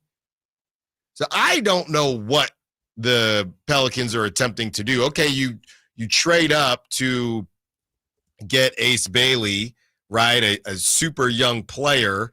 And are you hoping that he helps you now? I just don't know what the Pelicans think if they are kind of soft launching their rebuild. Right now, the Pelicans have the 7th pick. And you got to remember with the Pelicans, DeJounte Murray's will be coming off a massive injury as well. Right. So he's going to be, either November or December is when it happened. So that would be a year. So we're going to see him anywhere between, he could be ready early. He feels like we're going to see him anywhere between October, maybe he starts January. Like you said, maybe he starts the season. Maybe we don't see him till 2026. Who knows? Right. So you look at the teams ahead of them, and the Mavericks, I just don't think they're not moving off of the first. No. The Spurs, it feels like they're pretty set too. You could probably finesse the Charlotte Hornets because what are they doing? Right. I can see the Spurs not moving the second, but they might move that 14. Yeah. Especially if something, for example, comes down with said Mr. Kevin Wayne Durant, they might move that. They might package that 14th pick in that to Phoenix and try to make a play on that. But any of these teams, unless, and I know the Sixers, it seems like they're happy with who they think they're going to get at 6. I even saw at 3. I even saw yesterday that the Sixers are going to try to move to 2. That was a report yesterday. So I don't know who's trying to do business with the Pelicans, and they only have 1 pick in the first round, if I'm not mistaken. I believe so as well. They only have 1 pick in the first round, so it's not as if they can give you, something to move on from. So this is interesting sledding for the Pelicans. And, we were bringing them up as far as Herb Jones and Trey Murphy. So people are saying, does that mean Trey Murphy is available? Again, I would think that they're trying to pair their 24-year-old with their 21-year-old, right? And the issue with New Orleans is the piece that, especially the Kings, should have got left there last season and is now with Dallas. Yeah. They should have tried to get Najee Marshall because he was available. Right. So I don't know how the Pelicans are going to move up unless, we're talking future draft capital as well. And, if they really want Ace Bailey, okay, cool. That's you're looking at the Sixers as far as I'm concerned, because Ace Bailey, I don't even know if he'll last to the 4th pick. I don't think so. I mean, both Rutgers dudes, I don't think will last. Ron Harper's son, Dylan, probably won't last to the 4th pick either, to the best of my knowledge. You could say, though, now that I bring up the Sixers, you could argue that with Tyrese Maxey, now you have some timelines aligning. Okay, cool. Come off of Trey Murphy, right? And I don't know what they do with Paul George, but that's the question. Do you move Trey Murphy? Do you move Trey Murphy for Paul George? Right. Fine. Take our bad Paul George contract and let New Orleans become that much older. Take our bad Paul George contract and give us Trey Murphy, and the pick is yours. If you're the New Orleans, I don't know that there is another path. I don't see it either. And like I said, you become that much older because you got CJ as well. And you're moved at that point. You're stuck with Paul George. Paul George in New Orleans. What a sad end of his. Where is he going to podcast from? He could podcast from Mardi Gras. He could podcast across the street at the new Mercedes-Benz Superdome. We got Paul George throwing out beads. That's crazy. Or he could go holler at Master P and go be on the 9th ward. Go podcast from over there, holla at Lil Wayne. That's not how this was supposed to end for Paul George. But if I'm the Sixers, that's what I would do. I mean, that's why they're in the Eastern Conference and really aren't that big of a concern to those of us in Sacramento. So yeah, they can do what you want. I don't care. You could argue the Jazz, I think, as well. You could say, but again, if they want Ace Bailey's not making it to pick 5. That's the problem. No.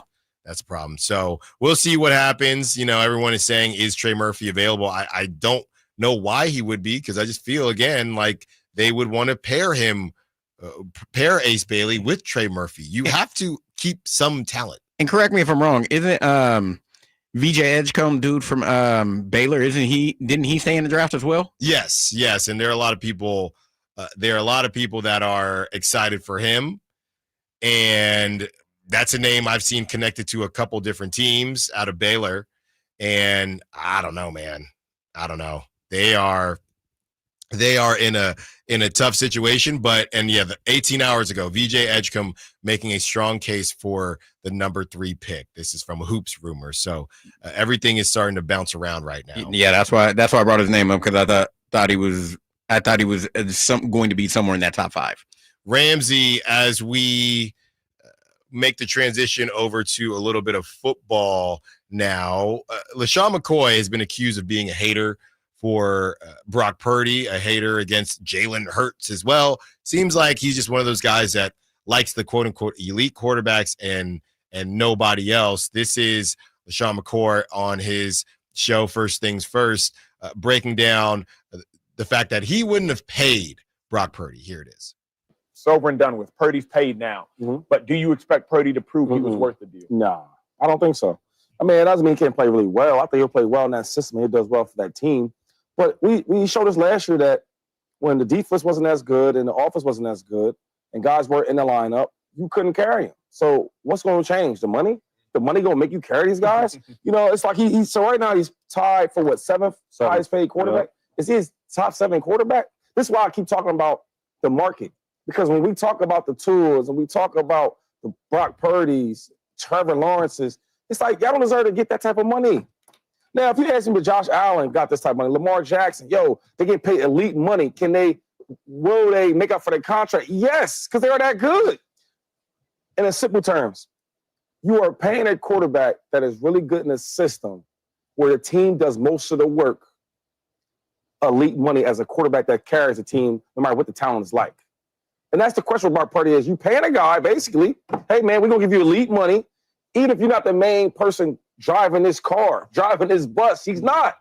Every time we look at the Niners when they did great, when the NC Championship games or if it's Super Bowl, it's always the players around him. It's always the coach. The freaking owner who makes all the decisions, who writes all the checks, said out of his mouth. Now, all the Niner fans, I see y'all outside, y'all want to come at me. So don't come at me, come at the owner. The owner said, we love Brock Purdy. He's great for our team. When you combine him, the head coach, and the team around him, we are really, really good. So when you get this money, this big check to Brock Purdy, it ain't going to the players, the owner. It's going to Brock. Now, if you put some other quarterbacks over there, like a Josh Allen, like a Patrick Mahomes, like Lamar Jackson, and you say, yo, do you think they can earn their contract? Yeah, because in and out the lineup, it don't matter because they are that special. So I like Brock Purdy, but when you get paid that type of money, it's hard to make up for that contract if you're not super talented or super elite. That's fair. That's fair. And that's just being honest, bro. I love Brock Purdy, but come on, man. Seriously, like, come on. You know what I mean? Like, seriously. I think and he says it right there, I don't know, 30 seconds into the clip, it's not really about disagreeing with LaShawn McCoy or agreeing with LaShawn McCoy. The reality is it's the market. So I don't really know what other option the Niners felt like they had, right? Somebody at some point is going to put their foot down and it's going to be a game of chicken. But the Niners could have played chicken and said, well, Brock had another year on the deal, if I'm not mistaken. They could have franchise tagged him and then said, we need you to go prove it. And I don't even know how he would have done that if the Niners were healthier. Or they say, we think you are more Baker Mayfield, right? Baker got 100 mil, right? And he's at 33 million a year. But the problem, I just don't really understand if LaShawn McCoy is acknowledging what the market was. And you see, I know Jalen Hurts is a Super Bowl champ now, but you see what, and Brock has a little bit more guaranteed money than some of these guys, and I think he's better than these guys, right? If Tua is getting 167 million in guaranteed money, how are you? Again, I don't think it's the Niners' fault. It's just, it almost reminds me of, I know I'm joke here with, being from the Bay Area. It just reminds me of real estate right now, or I should say, before all of the interest rates got out of control, but even still so now, right? All these houses have ballooned up.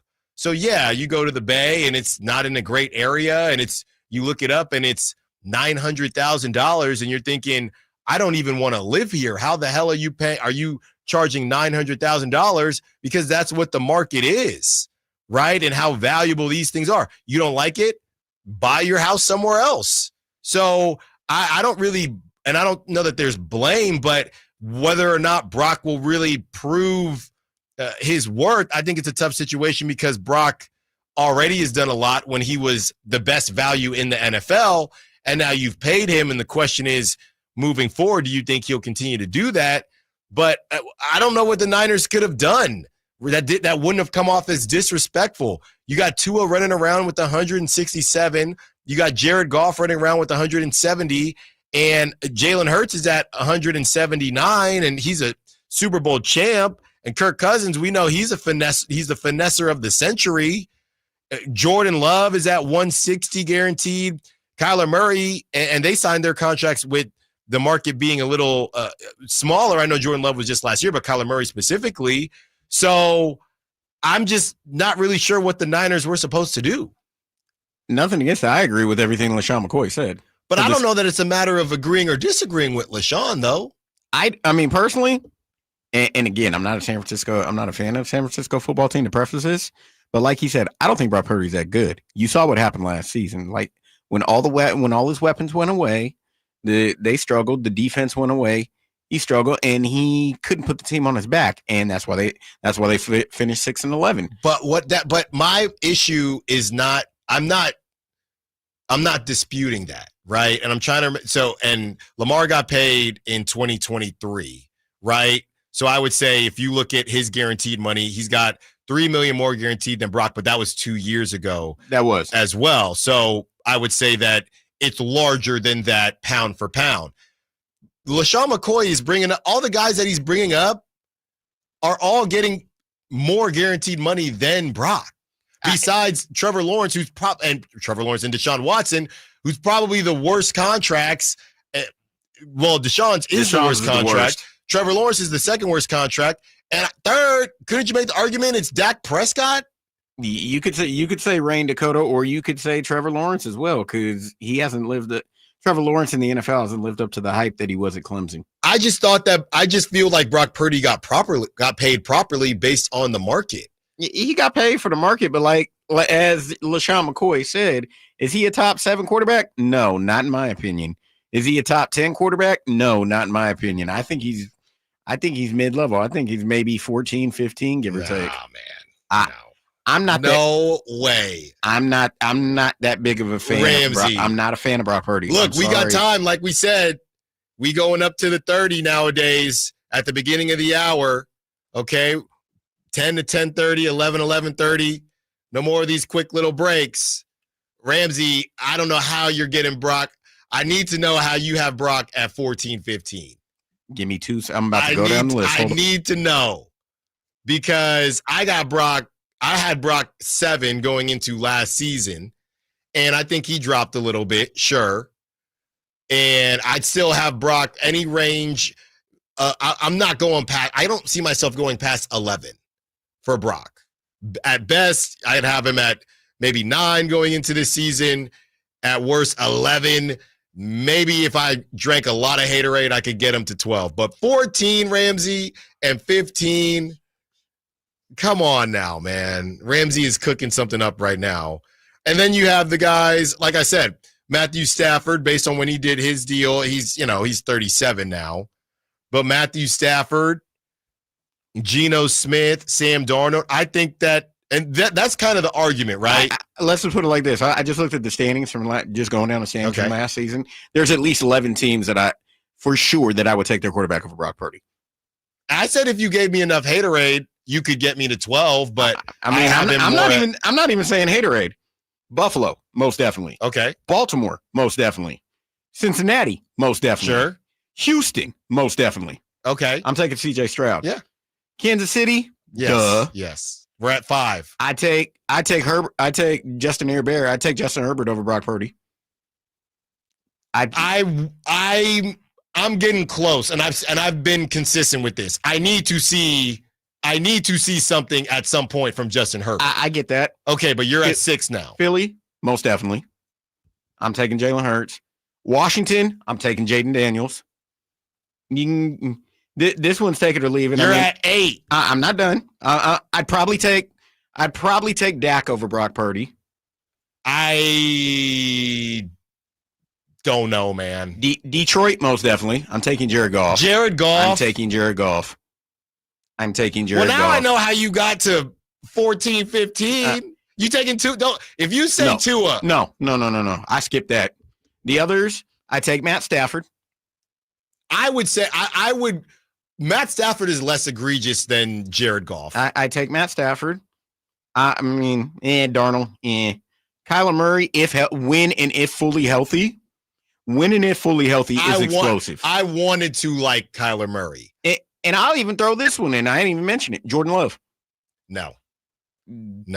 There are, but this is Ramsey. This is the draft stuff to me. This is the draft.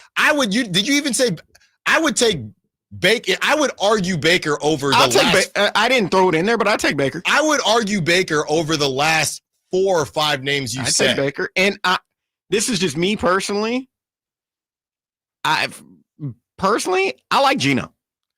I like Ramsey. Geno. I like we Geno. Don't got to do this. I'd say they're about on the same. I'd say him and Geno are about on the same level. Ramsey, we don't have to do this. Trust me, I left a lot of quarterbacks off. Ramsey, I'm just okay. Look, this is all opinion. Yeah. Sure, this is all opinion, right? To me, I need to see more from Jordan Love. I've seen Brock do it.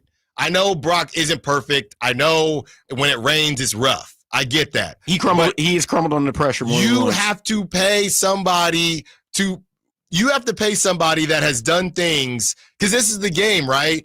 You're going to sit there and say, okay, Brock, I'm not going to pay you what Jordan Love got because we think that we would have won the whole thing if we had Jordan Love, even though you beat Jordan Love head to head. You can't do that. And honestly, he didn't beat Jordan Love. They gave that game away. But that's how the quarterback position works. I understand. Green Bay gave that game away. Just like 2 years ago, Detroit gave the game away. Both games that were at Levi's, those NFC North teams gave those games away. You said CJ. Yeah. I'm fine with that. You said Jaden Daniels. Yes. I would like to see another. Here's the difference, right? Do I think Jaden Daniels is better? I don't know. If we're doing the QB draft tomorrow, I'm taking Jaden Daniels, if you get what I'm saying. I get that, and I don't need to see more from Jaden Daniels. Again, I went to Arizona State. Mm-hmm. I've seen Jaden Daniels since his Arizona State years.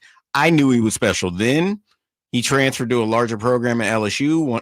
Heisman did what he did. And was I surprised what he did with the Commanders in first year? Not hardly. Yeah, I'm not going to argue Jalen Hurts because I'm going to respect a champion. Okay. Yeah. But you need to tell me what Jared Goff does better than Brock Purdy. He's much more accurate, first and foremost. I also believe that at this point in time, he's got more weapons.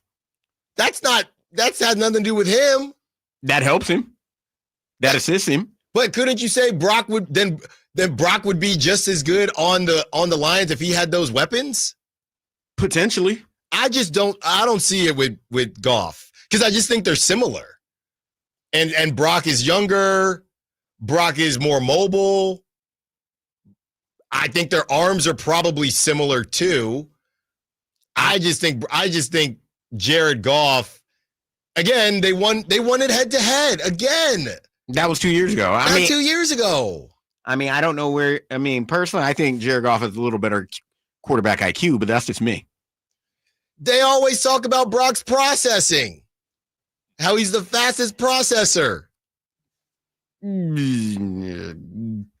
That can be led up to the interpretation.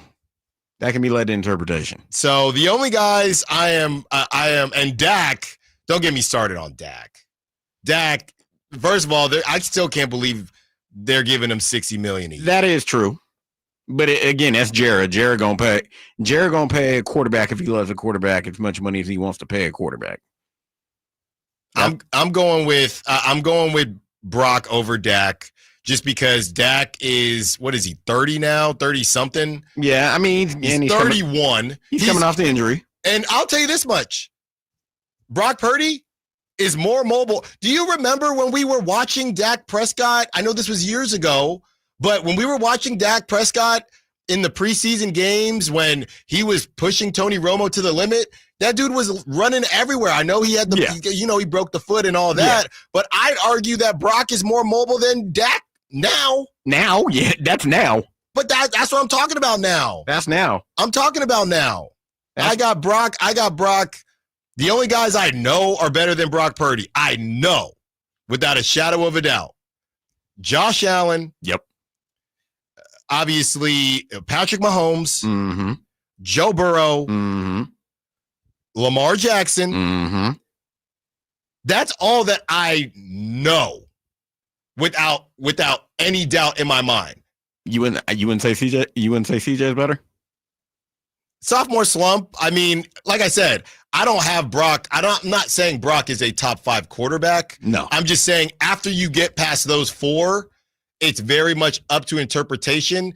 And when you look at who has done what, Brock Purdy has taken his team the furthest, along with Jared Goff. Jared Goff, and we already said Joe Burrow, but out of those guys, Jared Goff, Brock Purdy, anybody else out of that crew made it to a Super Bowl? Out of the others, we'll call them? Joe Burrow. I said Joe Burrow. Okay. Jared I think it's just those 2. Yeah. And yeah, that's it. Going back to the draft, Jordan Love, way more tools than Brock. True. But I haven't seen him put it together. Justin Herbert, way more tools than Brock. He hasn't put it together. Has not put it together. So I'm only sure of the 4 quarterbacks I said. Those are the only 4 that I know for a fact. Not that there are other guys that I could say. I just feel like past those 4, it's a preference. And the other one that you didn't say that has won a Super Bowl is Matt Stafford. Matt Stafford. And I think that you could probably put him there. And how surgical he is with his with his accuracy. So I got love for Brock, man. I got love for Brock. I think this was a tough season for him. But as far as the paying is concerned, when there were conversations about Brock getting $60 million a year, yeah, miss me with that. Yeah, he's not a 60. In my opinion, he's not a $60 million a year quarterback. But 53 when Tua's getting 53 a year, Jordan Love's getting 55 a year, even though Brock is getting more guaranteed money. That's where the conversation starts, because I don't think in those rooms they can sit there and do the if you were to put Jordan Love on the Niners, you can't do that. Yeah. If I'm their agent, and now look, the Niners could have franchised him. They were, again, just like to bring it back to the Kings and Rich Paul. Yeah, nobody was twisting their. You could have said, Brock, go out there and let's see what your market is after a franchise tag year, but they didn't want to do that. And there's one quarterback I didn't name because, I mean, granted, I'm a fan of their team, but it's an incomplete at the moment. It's Caleb Williams. I don't know. That's why I said it's an incomplete. But I'm not. He's got to work his way to get to the Jaden Daniels and CJ Stroud conversation. Very true. That's why I left him off, because I feel if he can get there, most definitely he can. But Ramsey, what you're describing, that's all dudes with more God-given or whoever you believe in talent, higher ceilings than Brock. But they're not better than Brock. In my opinion. And I didn't say Caleb Williams was better. No, you didn't. You didn't. But to me, I don't think Jaden Daniels is a really tough one for me. Because not for me. And not for a lot of people. They got him number one on some. Justin Herbert. Is Justin Herbert better than Brock Purdy? He's got a higher ceiling. He has more God-given talent. Yes. He just hasn't done anything with it. I do not think he is a better quarterback. And I'm just past we'll throw Herbert on the Niners. I'm just tired of doing that. All right. On the other side, speaking of Brock Purdy, is Joe Mazzulla the Brock Purdy of head coaches? What do you mean by that? Allen Stiles, Sacktown Sports.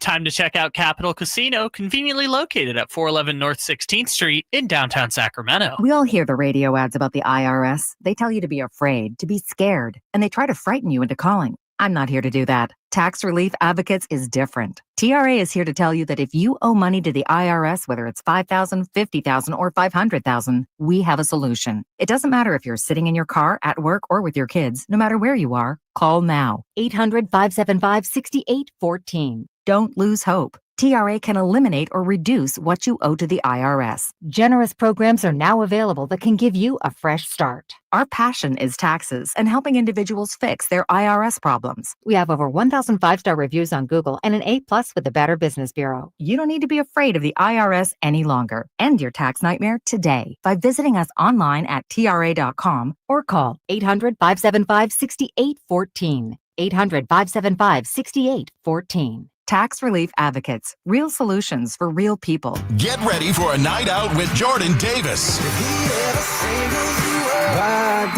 It's Country in the Park 2, Saturday, September 13th at Cal Expo. Along with the special guests Mitchell Tenpenny,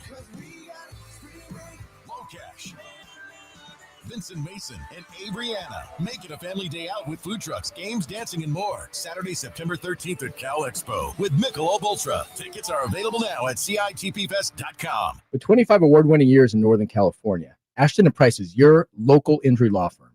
Pro attorney tip: if a firm presents as local but they're in LA, red flag. If your first consultation is not with a lawyer, big red flag. At Ashton & Price, your first consult is with a local attorney, and if serious injury prevents travel, a lawyer will come to you. Still not enough? George Washington's my uncle. At Ashton & Price, no red flags, just red, white, and blue. Remember, for the best advice, don't think twice. Call Ashton & Price. Are you having trouble hearing? Hearing loss can devastate the quality of your life. Now, there's an affordable fix for you or your loved one. Rated the best hearing aids of 2025 by Forbes Health, Audion Hearing has the highest quality hearing aids at the lowest prices, starting at just $98 a pair. I actually like them better than my old $5,000 hearing aid. I could not believe how my hearing and life changed. Join over 1 million happy customers by going to audionhearing.com. That's AUDIEN hearing.com. This is the story of the one. As a safety manager at a manufacturing plant, he does everything he can to keep his coworkers safe. From finding ways to reduce risks to keeping safety supplies in stock. And for that, he relies on Grainger, Grainger offers a broad range of quality products in next-day delivery, so he can always play it safe.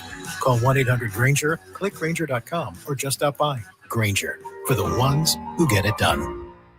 Hey, it's Carmichael Dave here for Capital Casino, Sacramento's #1 poker room, inviting you to come join them every Wednesday for their midweek madness drawing, giving away $2,000 in total cash starting at 6 p.m. It's a safe and friendly environment, plenty of well-lit parking available, and it's conveniently located right there in downtown Sacramento. And remember, best food, best service, best games, 411 North 16th Street in downtown Sacramento. For more information, log on to capital-casino.com and gamble responsibly. 1-800-GAMBLER. Skeeter here. Got a question. What's small and dark with white bands on its legs and bites during the day? Mosquitoes. Hi, I'm Luz Maria Robles, but these are 2 new types of day-biting mosquitoes. They're invading our area and becoming a big problem. And they can be dangerous. But we're on it, so when you see them, report it at fightthebite.net. In the meantime, use insect repellent and drain stagnant water around your yard. We're here to help with these day-biting mosquitoes. Visit us at fightthebite.net.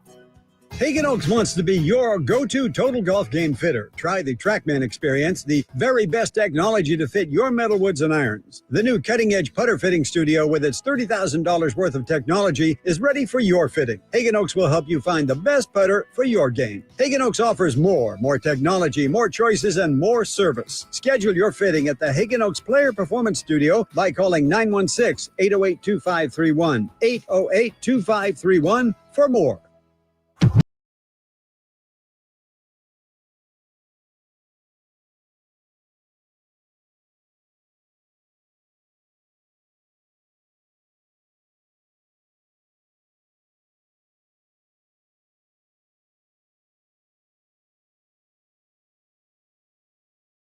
Sacktown Sports 1140. Or listen on the Sacktown Sports app. Having a spirited debate conversation about Brock Purdy, as there are also a couple reports coming out as far as what the Kings may be interested in. Talk about that with Whitey Gleason, who will join us in the next segment. But my feeling on Brock Purdy, for the most part, is that this season has been a correction, maybe even an overcorrection. My feeling on Brock Purdy was that people that have red and gold colored glasses on coming into this season after Brock lost in the Super Bowl, but played pretty darn well. That season, I mean, he was top 5 in MVP voting, might have been 3rd in MVP voting. My feeling was that those that have the rose-colored glasses on had a little bit too much dip on their chip, right? When Brock was being put into conversations with not Mahomes, because he's another stratosphere, but a station that will remain nameless, not in the 916, but a station that will remain nameless. They said, if I I know I sound crazy, but I would take Brock over Lamar Jackson. That was a quote from last season, going into last season on a Bay Area radio station. You can look it up. And that's wild. And it was wild. But the dip was firmly on the chip, and the Josh Allen conversations that were happening this season as well, going into this season, beginning of this season, those conversations were real. Now I feel like, for the most part, people have, those that had a little bit too much going for Brock have been brought down a notch. He's gotten the same money as your Goffs and your Tuas, a little bit more than your Goffs and your Tuas, and that's exactly where he should be because of his accolades, a little bit more than Jalen, because Jalen signed, what was it, either last year or the year before. So I feel like the correction has happened. Some people now have overcorrected, and they've just continued to use it as a reason this past season to hate on Brock. So for me, I feel like those that maybe thought Brock should have been in the elite conversations have been knocked down a bit of a notch. Even myself, who had Brock at 7, I think on his best day, he could get to 7. I think on his worst day, he sits at about 11 or 12. That's where I'm at with Brock Purdy. He's not cracking my top 5, and I feel like this season was needed for those that thought Brock was maybe a little bit better than he was, but the season was not needed for some haters out there that wanted a reason to hate on Brock. So that's where I'm at with Brock. It's not that I think Brock is the bee's knees or like I said, a top 5, top 3 guy, but I do think that there was a little bit of haterade coming into the season and things like that. But the one thing I do agree with you, there are a lot of rose and gold colored glasses out there. Even when it comes to the schedule, I know a lot of people are saying 12 to 13 wins. Mm-hmm. You got to show it to me. I understand it's a 4th place schedule. I get that.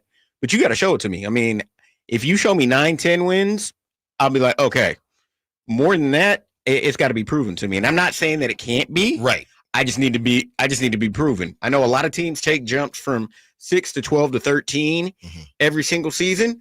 I just need to see it because I'm not ready to believe it just yet. But I've been, and this is my feeling with everyone. I said it with CJ Stroud. I said it with Jaden Daniels. And I said it with Brock Purdy. When Brock Purdy came in, there's no scouting report. I remember doing shows in the Bay Area, and Brock would always roll to his left, if I'm not mistaken. His throw chart was ridiculous. He would always roll to his left, throw to his left, something like that. And that next season, right? So he gets hurt, and he takes the Niners very far. Then he's get the elbow situation. So he's only played a couple. So that sophomore slump that I talk about, it was a hybrid version of that because Brock played a couple games that first season, and then that second season, he balled out. He balled the bleep out. That was kind of his rookie year. Now, this past season, I would call a sophomore slump. So I think, and now he's gotten paid.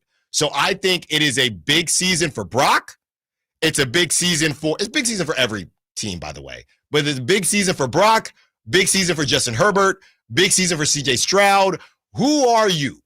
Where are we supposed to put guys like you? So I would just put Brock in that conversation. Yeah, it's most definitely it's a prove it season for a lot of people.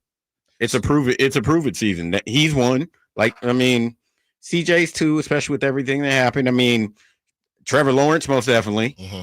I don't even know. Oh yeah, Trevor Lawrence. I don't know. That guy needs to prove he can be in the league. Herbert's another one, and the other one I don't even know where to put him because part of me is like I honestly would ask him to retire as Tua.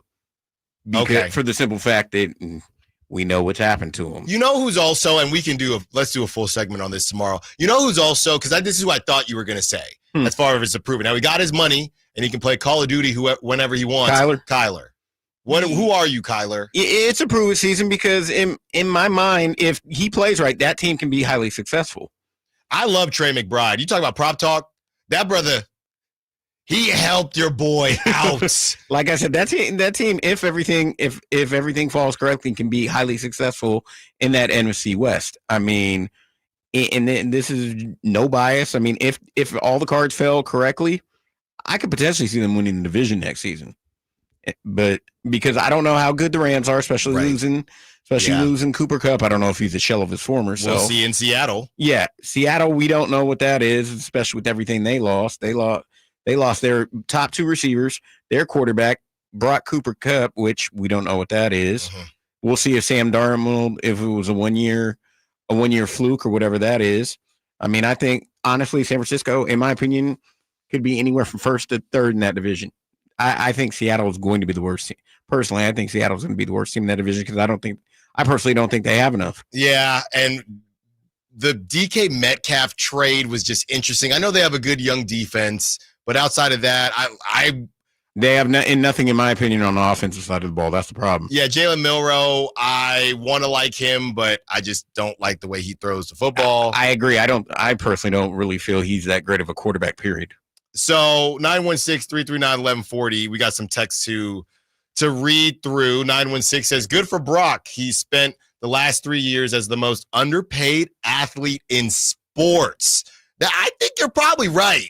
You're probably right, 916. I never really thought about in sports, but you're probably right, especially for the value. And then this is Brock Purdy in a nutshell, right? So there's the 916. The very next text from the 707. Brock Purdy is surrounded by elite players. Look at Jimmy G and how he's fared since moving on. He's got an elite offensive coach, elite weapons on offense, and had an elite defense. Brock Purdy is another Joe Flacco in the making. That's from the 707. We're just not going to be able to live in the middle. We're not going to be able to live in the middle when it comes to Brock Purdy. We did the same thing with Jimmy Garoppolo, but to me, I just use the eye test. I know there were a couple different, when Brock was rocking and rolling, there are a couple stats that Jimmy Garoppolo and Brock, they were pretty close on, to be honest with you. But I look at the eye test, and to me, Brock Purdy, maybe not so much this past season, but Brock Purdy makes things look easy. Brock Purdy makes me feel like I could go out there and be an NFL quarterback, even though I can't. Jimmy Garoppolo and the tap dancing, nothing looked easy. Even when he was playing well, he would just Jimmy Garoppolo plays football the way the Kings do business. It's just all frantic.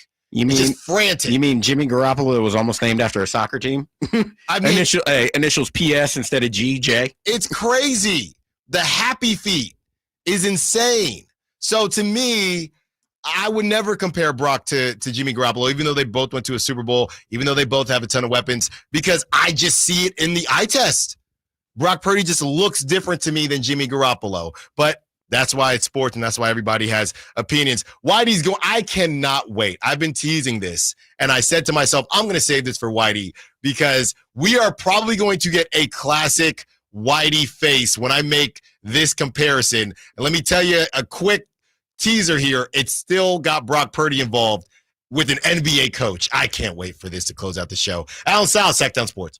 Do you have 3 ex-wives and your current trophy wife wants a life insurance policy 3 times the size of the policies you had to purchase for your previous mistakes? If so, you need to call Big Lou at Term Provider, 800-777-1225. Big Lou is intimately familiar with your problems, and if you're 50 or 60 years old and in reasonably good health, a $1 million policy should only cost about $100 to $200 per month. Big Lou may have a solution for your previous policies as well. You may even save enough money to lighten the load on your new $1 million policy. Remember, call Big Lou. He's like you, except he's only on number 2. Call Term Provider at 800-777-1225. That's 800-777-1225. For $1 million in term life insurance that you can live with. Call Big Lou at 800-777-1225. 800-777-1225.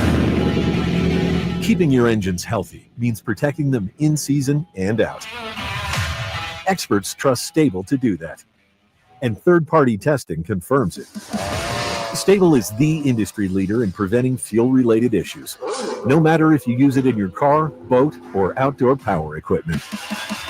In season or out, at every fill-up or when you store, start with Stable. Ready to order? Yes. We're earning unlimited 3% cash back on dining and entertainment with the Capital One Saver card. So let's just get one of everything. Everything? Fire everything. The Capital One Saver card is at table 27, and they're earning unlimited 3% cash back. Yes, Chef! This is so nice. Had a feeling you'd want 3% cash back on dessert. Ooh, tiramisu. Earn unlimited 3% cash back on dining and entertainment with the Capital One Saver card. Capital One, what's in your wallet? Terms apply. See CapitalOne.com for details. Progressive knows road trips without your pet can be tough. Hi, this is Next Stop Dog Boarding. Hi, it's Scott again. How's Squeaks doing? You can tell if he's stressed by his eyebrows. Oh, and his breathing should sound like this. Scott, Squeaks is exactly the same as last time you called. Okay, let's talk in 20 to see if anything's changed. With Progressive, your pet is covered up to $1,000 in vet bills in case of a car accident. So next time, you can take your pet with you. Progressive Casualty Insurance Company and affiliates. Not available in all states. Coverage for dogs and cats is included with the purchase of collision coverage and subject to policy terms. Wesley Financial Group is not a law firm. Chuck McDowell here again. Over the years, I've seen way too many timeshare exit companies pop up, take folks' money, and disappear. I just saw an ad from an exit company started by a couple of bozos that used to work for me. My advice, don't hire bozos I fire. Want out of your timeshare? I'll send you our free timeshare exit info kit explaining your options for cancellation. Call Wesley for your free kit. 800-329-3737. That's 800-329-3737. At SMUD, we power local business with incentives on clean energy equipment, tools to manage electricity usage and save money.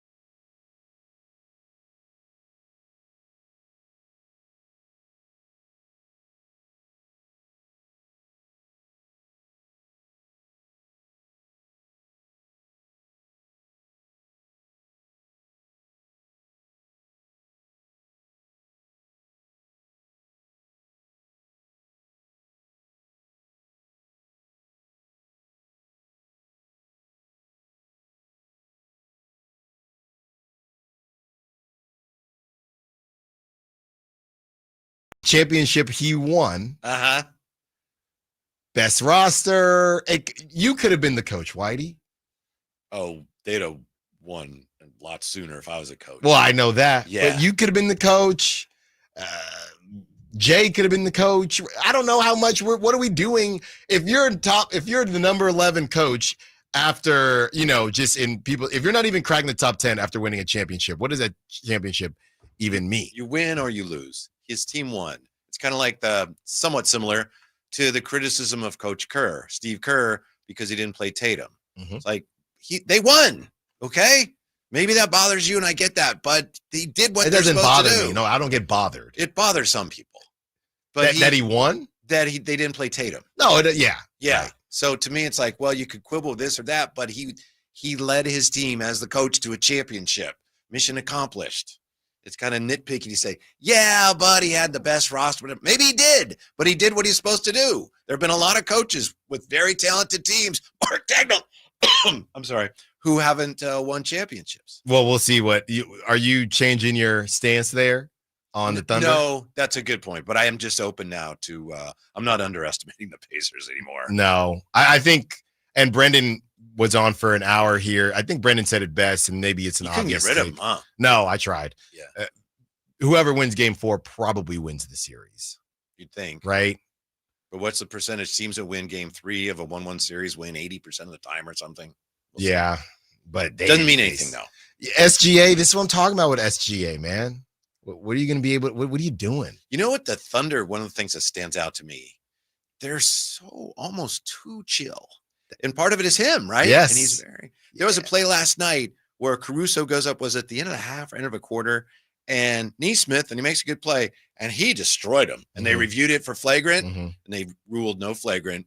But Jalen Williams was right there. Did he go over to pick up his teammate? Did he go over to Nesmith? Yeah. No, he went and shrugged the official like, hey, that's a foul. They just don't have that. No, and Indiana is like, TJ McConnell. Yeah, right. And then you saw his stat line. Obviously, he had all the steals, but you would have thought, because I was watching, I didn't see it with sound, as I'm watching kind of in and out, and I see him yell. I'm thinking, oh, what's TJ McConnell doing? 2 points, 4 whatever it was. But he was doing he was like Alvarado, stealing inbounds passes after made baskets. No, exactly. I did see that play, and I think that was the argument. It was one of the OGs on one of these networks, and they were saying that, I don't know, man, it might have even been Kevin Durant or somebody Kevin Garnett or somebody like that. And they said, them having the fun in the post-game pressers. Nobody, I think it was Paul Pierce. Nobody's afraid of you, and Draymond kind of defended them. And I'm not trying to go old school here, but I do think there's a level of, they're just a very Gen Z team where they're just, we're just so good. They're not the traditional, that's right. I mean, this is our house. And, I was talking to somebody, and they said, SGA is a killer, man. You got to give him that. I said, is he? I know his numbers say that, but just the way they do it is just, maybe there is a generational disconnect here. But I agree with you. It's just, go get mad at somebody. This is the finals. Go push somebody. Yeah, and this is the second time in the series where push comes to shove in the fourth quarter, and Indiana's all over the place, playing with great energy and effort. And OKC's, they're down 7. Yeah. With like 2 minutes to go, and they're walking the ball out. Yeah. Like, what are you doing? Yes. It is too chill. Yeah. And, that's just like me, just so chill. Don't really yell or anything like that. Whitey Gleason, Kyle Draper, Jay Johnson coming up next. Drive Guys gotcha for the next 4 hours. Thank you to Brendan Nunes. Thank you to all the callers, texters, sack chatters. Thank you to Ramsey filling in for Kyle Ledbetter. Until tomorrow, check out the bag. Like to be. Don't forget my podcast. Gotta go. This is the story of the one. As a safety manager at a manufacturing plant, he does everything he can to keep his coworkers safe. From finding ways